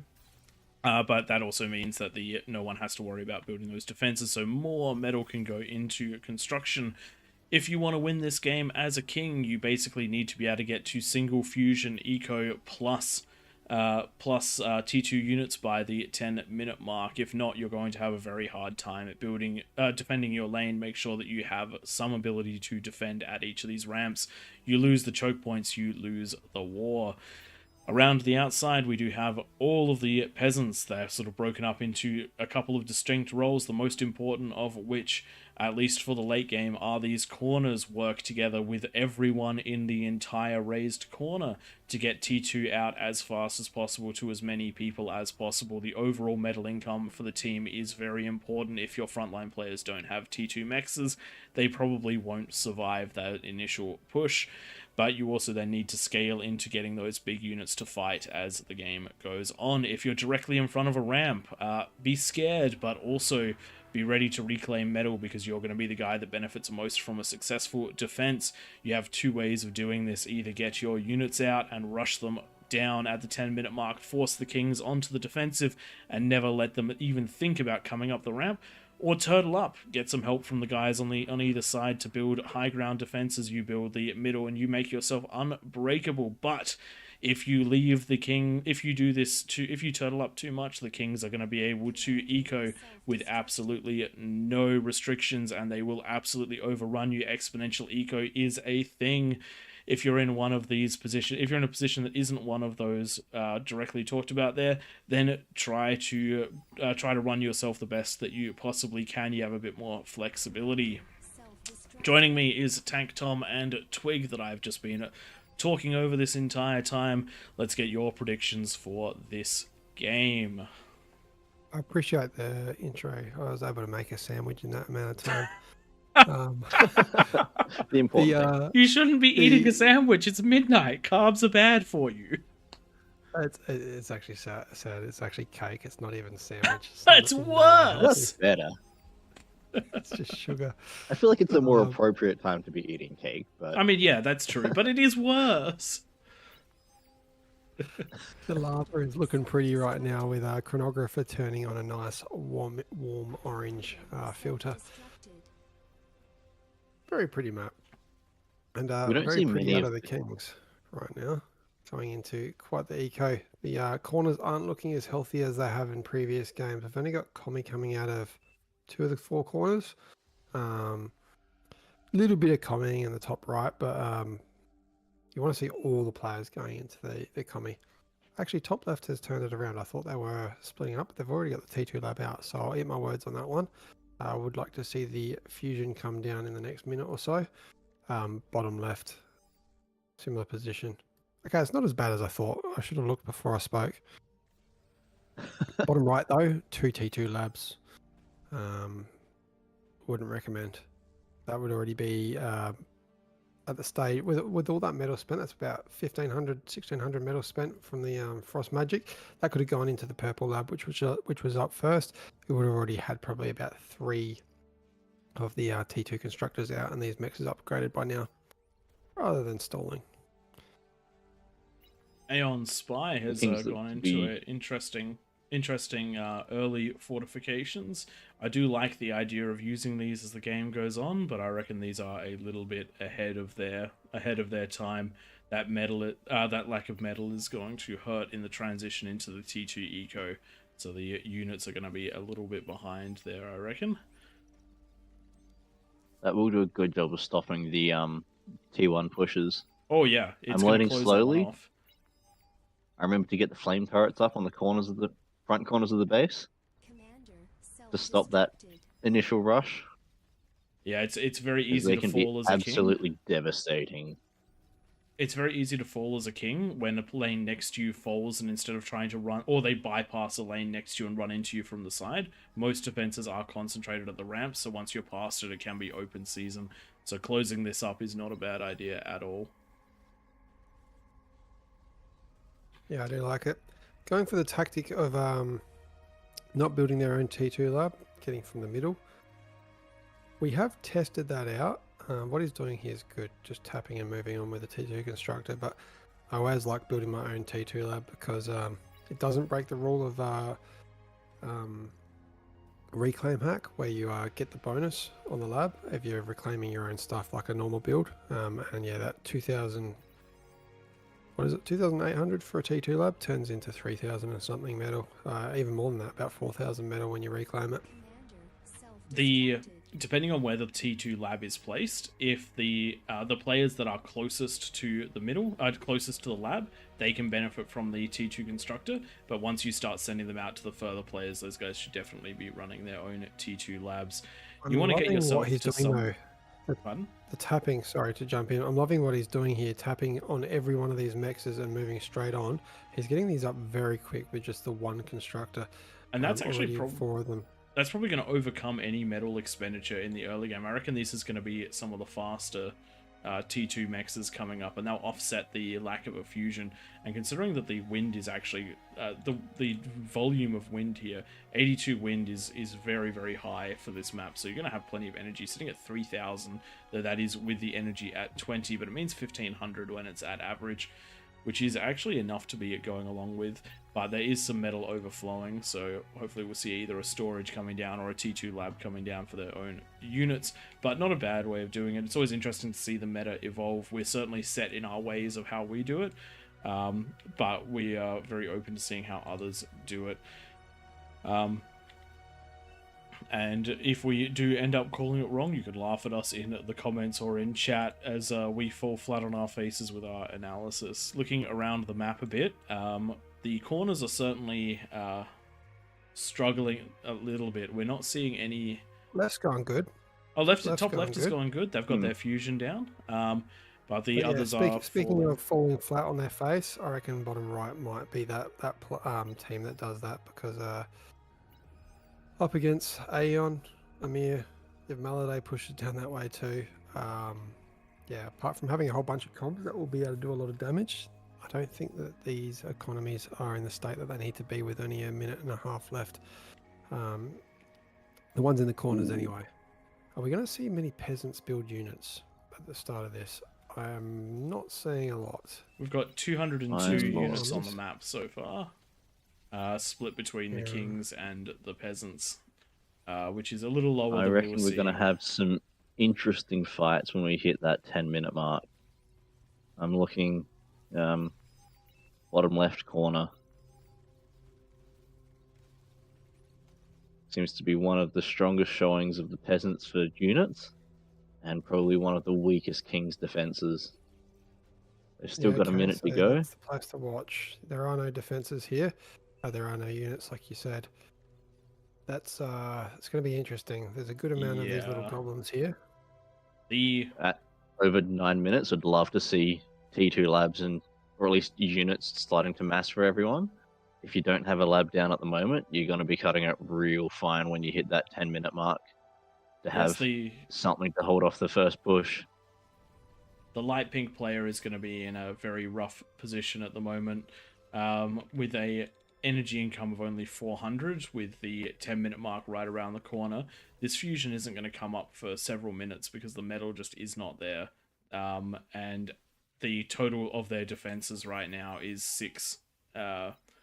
What are these units? 6 phalanxes, which is going to be quite a big problem. Does look like they've received a... Does look like the player in the middle has recognized that potential problem and has sent all of their wind to the pink player. That has massively increased their energy income. It's over double what it was before. 10-minute mark. and that is 10 minutes with 440 units on the map. Let's get aggressive. Units spreading out around Emir's defenses. These defenses have proved to be very strong in the past, but they can be easily bypassed. They aren't the greatest range with those Dragon Wars, and we do have a tick on a mechs, but I think it's going to be destroyed by the comm, so no worries there. And now we do have another push trying to make its way past, but unfortunately, a little bit of back and forth is going to mean this is completely taken out. Really effective defenses there. I'm really liking that. And with the T2 pop-ups behind it, going to be quite effective. Light Pink, though, in trouble here. They've one of their lanes has already started to has pushed on through, but thankfully the player in the middle getting some lightning turrets down and Aeon Spy moving his units up to defend. Really good teamwork. This is what you have to do as a king. You can't. It doesn't matter what your plans were. If a player is going to fall, any of you to fall, you have to help out, and that's exactly what's going on. Really good catch by all these players, and it does look like we're going to be stabilized at the 10-minute mark with no significant damage done to either side. I think the worst we've seen is a couple of mexes down for the Kings, but that's kind of acceptable losses. Very acceptable losses, yep. Now the real question is, who's going to get the advantage over the next couple of minutes? We've been able to see the bottom left and right, probing those defenses. On the left, I reckon we might see 0% commander out of wit. With those Sheldons. Unfortunately, it got down to that would have done damage. That would have taken out the snipers. That would have taken out the sharpshooters, and they could have pushed in with some spam. Having said that, the spam is not there. We've got some more of these satyrs. Satyrs? Going in and doing a bit of damage. I don't mind these. They're quite fun to use. I think they are. What? SAT. S-A-T. Anyway, yeah, they're quite fun to microwave, but they're not going to go too well. Sorry. Tired Aussies. It's late for us. The jokes are getting worse. I'm sorry. Right hand side, nice push coming in from the peasants side, but beamers are the king of cleaning up T1, and there is a lot of beamer and a lot of T1, as well as a good reaction out of Endelum. Endelum isn't quite as far forward as he wants to be, but is getting shelled from the high grounds and is doing a great job of responding to it with those T1 units. You want the T1 to tank the damage as you push through. I do believe it was Tank Tom last game that threw away almost 8,000 metal of fiends running up one ramp, which could have been at T1. Wasn't that mine? I'm exaggerating it for effect. I do like having the distribution of towers around. It helps with getting that surround awareness when things run past, and it gives you a little bit of time to be able to catch them. And the benefit of having things die in the middle of that plateau means that you can get some reswots out there and eat that metal, whereas when it dies right on the ramps, you generally don't have access to it. And one of the things that is really worth it saying, if you're not the most confident of kings, but you're down there anyway, because maybe it's your first time giving it a go, maybe you thought it wasn't gonna, maybe you've been watching and you thought it wasn't gonna be as hard as it is. Your biggest responsibility, if you find yourself in that position, is not to fall. And so even if you just end up turtling up, it's not the most ideal thing for the team, but falling is significantly worse. So doing a defensive structure like this, getting these turrets around, pulling your units back when you don't know how, when you're not confident in dealing with what they've got there, because this is a hard ramp to push up. You've got one ramp which is completely defended by overwatchers, sentries, and walls in front of them, a small gap, and then high ground defenses as well. There's Thanatos shelling down on you on the next ramp. You've got a series of cacophonies that are defending. You do want to keep putting pressure on the peasants, but if you're not confident in it, then doing what's happening here, which is just that retreated defense line, is a very safe thing to do. It's not like it's pulled back far enough that that the players next to him are at risk, and so it's very much so about not falling if you end up in over your head.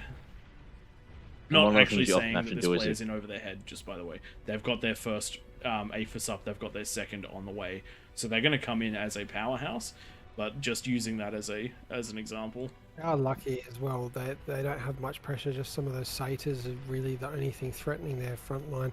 Well, And those satyrs aren't going when to do you're much damage. But when you're in the far right or far left position as a king, you really shouldn't have as much stuff coming at you as any other lane, because those positions have less peasants behind them. There's less space, there's less mexes. They are technically win conditions for the kings. These are the easiest ramps to bust, usually, and they also have the most flexibility with where you can go afterwards. yeah, it all comes down to who's in what spot as well. I've done well on the sides and I've been absolutely destroyed as well against some of those more experienced players. I find Speaking of often on the side you experience, have units we've got- come rolling down those ramps every time. Yeah, we've got when Amir doing his thing coming online, he loves the combinations of the Karganeth and the demons. They are going to hurt these blue players very shortly, and the spam is coming out now. That'll give the vision. I dare say these Kargas are going to come over the hill, and the demons are probably going to take care of those commanders being able to do that ground fire. Really, really effective unit for King of the Hill when you've got 50 commanders in your path. A nice beam of flame and fire in front of your units does not go astray. There you go, the Kargis. And now I did warn everyone before the match even started that the bottom right-hand corner would be the place the Kings would have a very powerful push towards the mid-game, and that looks to be exactly what's happening right now. I told you, get those units in early, try to destroy that player, because they're coming at you, and they're coming at you hard. The demons pumping up the ramps, the Kargis going over the lips. The comms can only be in so many places at once, and they can only take out so much T3 at once, and it does. Oh, oh no! Oh, God, gets it in the end. Really, Four Kargis really taken nice. down with the commander. And the attack has been However, slowed.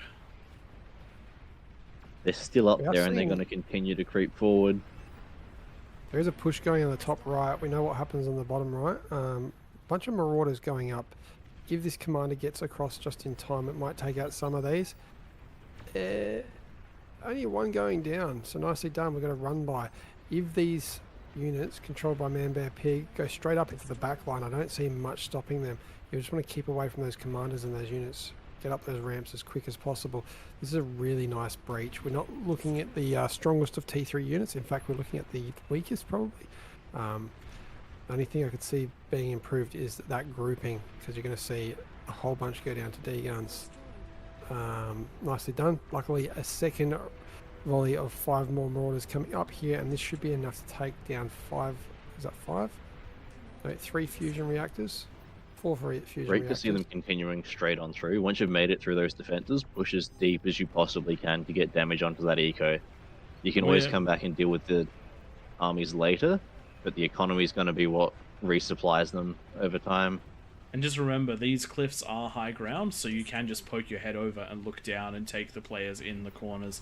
The level of inversion on this map is interesting. The very edges are not high grounds. The very corners are not high grounds. They are low grounds. And we've actually had 3 successful pushes all at the same time out of the Kings. The right-hand side is falling to Emir. The top side is falling to the combined efforts of Man Bear Pig and Endelum. I did say that he'd come online in a big way, and that's exactly what's happened. And then on the other side, big push by Hot Potato, so top left side, big push by Hot Potato, and now we've got Persalur, the red player, managing to send the spam in through the lane that's already been terrorized by several of the demons. It really does look like this on Raptor Crater. The units of choice are demons and Karganeths. The damage being done is just ridiculous. And speaking of damage being done that is ridiculous, we're about to see Aeon Spy getting in there with those vanguards. One of the strategies that I believe he was using in an earlier match today was drag firing at the edge of the range and then moving them up, drag firing and moving them up. The amount of damage he got done on things you couldn't see was ridiculous. So really strong play. The Kings are coming online in a big way right now. The peasants did not get aggressive enough. They did have a really nice hole to breach, and not enough of them forced their way through it. And now we're seeing the now we're seeing the result of that pacifism. Great to see the Kings, now that they've got a couple of ramps opened up, using those ramps rather than going and clearing every single one. They're just funneling units up the ones that have already been cleared. And that's a really There's one important shot. thing that Tank Thomas just mentioned. If you have a ramp that you can get to in a reasonable amount of time that's being cleared, use that. There is no point in fighting your way through the defensive positions if you don't have to. You just lose units. You lose units for nothing. Yeah, and once you're up on that ring, it's generally fairly lightly defended. The ramps will be heavily defended, but as long as you stay away from those, then you're fairly well set to just roll on through the ecos. Speaking of rolling on through, Melody has now sent his demons up north to assist with Hot Potato's push. Noticing once again where a line's been broken, where it can do the most possible damage. Also got one Kargi drifting up the back there, but there are a couple Kargis for the opposing team that are probably going to shut that one down. Are we going to see the build power go down and maybe the conversion though? If we can target fire those, doesn't really matter what units are there. I do believe it was Milady's demons and Karganests that started that initial push and broke through up here, getting them up here in the first place. Yeah, this is okay. Good to know.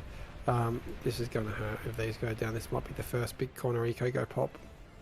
If this demon At gets this down point, despite the fact those comms are low, you basically need to throw them at the demon, because if you can kill the demon, you might save the base. Because the demon's still alive, regardless of whether you still got a comm or not, your base is dead. this could be a dangerous D gun. Do you D gun or do you? He got it. He saved it. He saved the Aphis. Good enough. Good enough. Everything else might be dead. And he's but got the Resbot Aphis are coming in alive. to get things Yeah, back up and demons- running. Demon's really doing work down the bottom right. That corner is almost the first corner completely cleared out. I take that back. Top right has been completely cleared out. Just a little bit of eco. Really nicely done out of who's that? We've got Pendulum and we've got Man Bear Pig. We'll see them working their way around the map now. They might actually be able to do a full 180 and go through the King's base and focus on the bottom corners, the bottom left, which is probably the most intact. Having said that, the number of Razorbacks from Aeon Spy taking out that Bastion, and there is an Aphis there right for the taking. Another great showing. And you can see the power Aeon of Spy. being able to come around the back of the defenses. Whilst he has gone through and killed them, a lot of the damage was done from Aphis going pop. And when you can get the surround on the static defense, they fall significantly faster than trying to siege up the ramp. Huge eco bottom left out of Atringa and friends, but those units may be coming in a little bit late. We're getting what is that? What is it? The Praetorian. They're coming up every about 20 seconds. We've also got the Sol Invictus, the first of its type on the field, I believe. These things are but it is phenomenal gonna for do- defense. They can deal with spam, they can deal with big units, and hopefully they'll hold that entrance for long enough for more of them to come out. That is the last of Aeon Spy's T3 units up in that corner, but there are plenty more to come. I was a little bit worried about his start, but evidently he knows something that I do not, and manages to get himself in a really good position, busting his ramp and getting right up there, opening the gateway for more to come, and even managing to defend what's going on with the front line, reacting to it in time.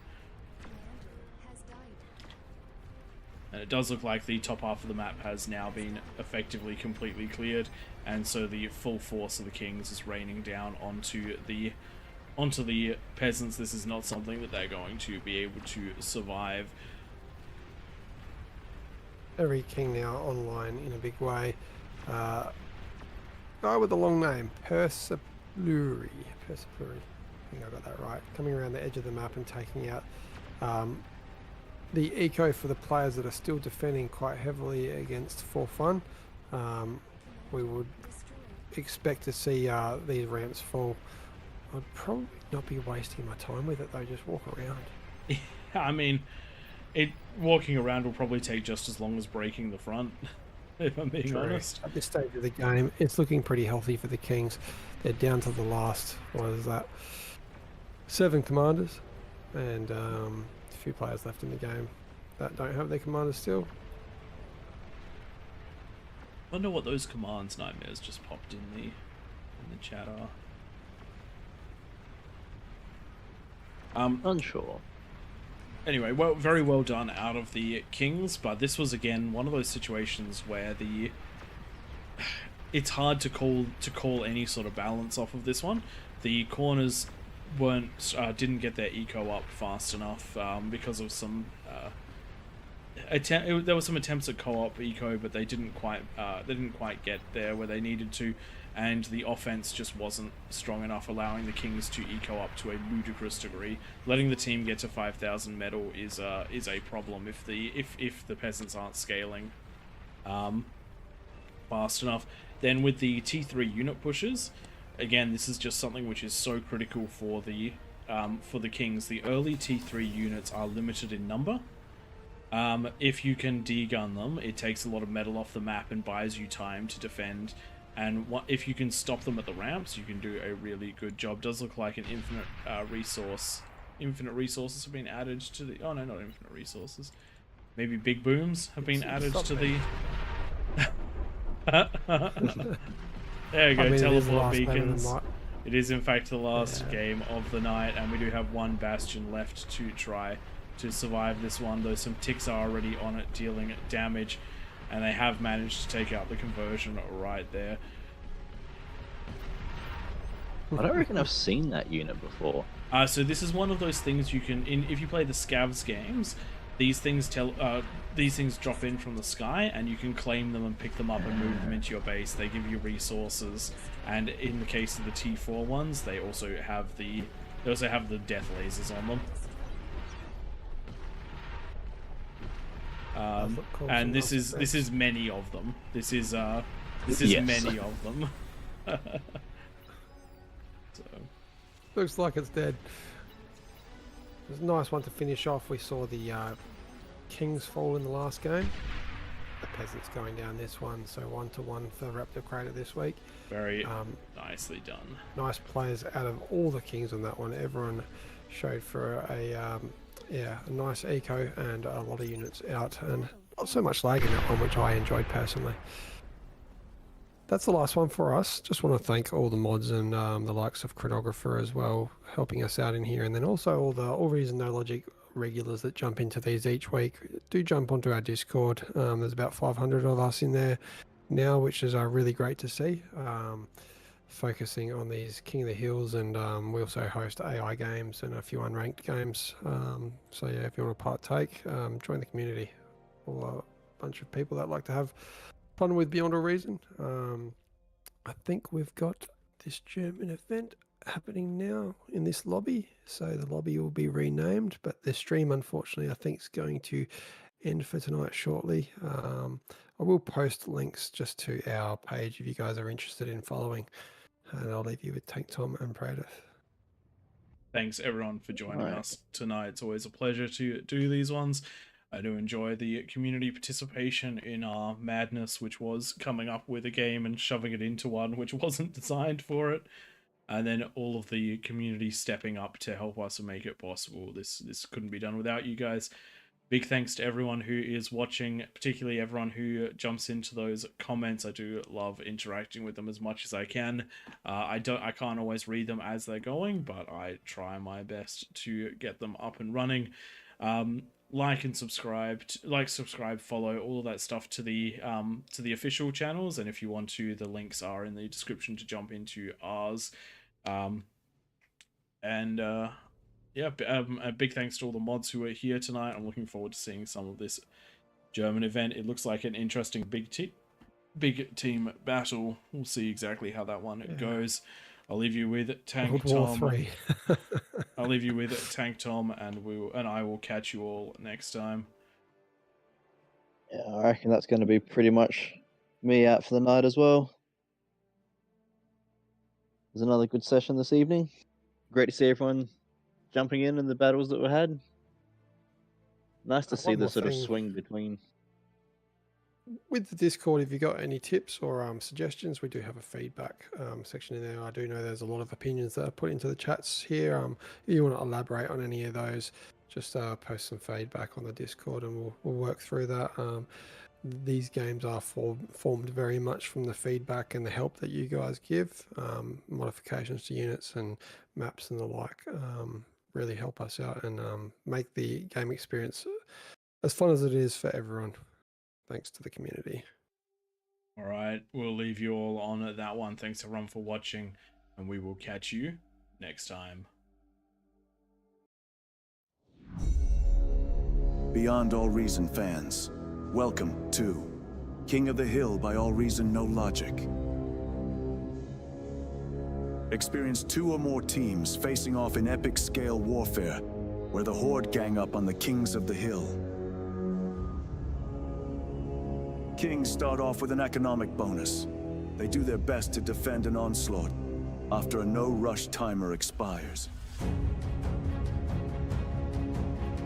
Test out your micro and defend against multiple players in variations of this game mode.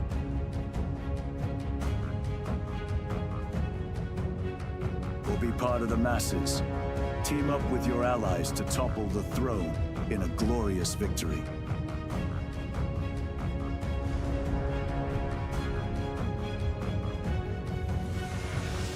All Reason No Logic, hosting King of the Hill lobbies, most Sundays. Join our Discord to be part of the action.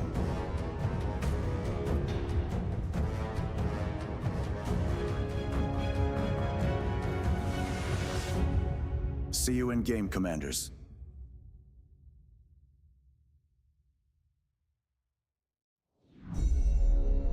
Beyond All Reason fans, welcome to King of the Hill by All Reason No Logic. Experience 2 or more teams facing off in epic scale warfare, where the Horde gang up on the Kings of the Hill. Kings start off with an economic bonus. They do their best to defend an onslaught after a no-rush timer expires. Test out your micro and defend against multiple players in variations of this game mode.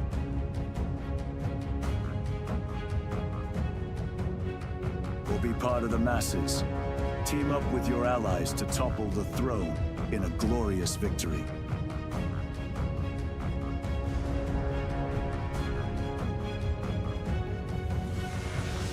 All Reason No Logic, hosting King of the Hill lobbies, most Sundays. Join our Discord to be part of the action.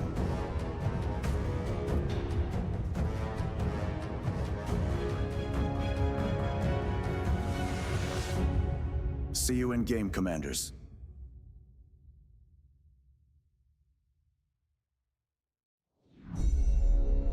Beyond All Reason fans, welcome to King of the Hill by All Reason No Logic. Experience 2 or more teams facing off in epic scale warfare, where the Horde gang up on the Kings of the Hill. Kings start off with an economic bonus. They do their best to defend an onslaught after a no-rush timer expires. Test out your micro and defend against multiple players in variations of this game mode.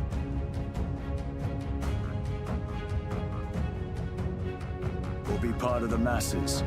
Team up with your allies to topple the throne in a glorious victory.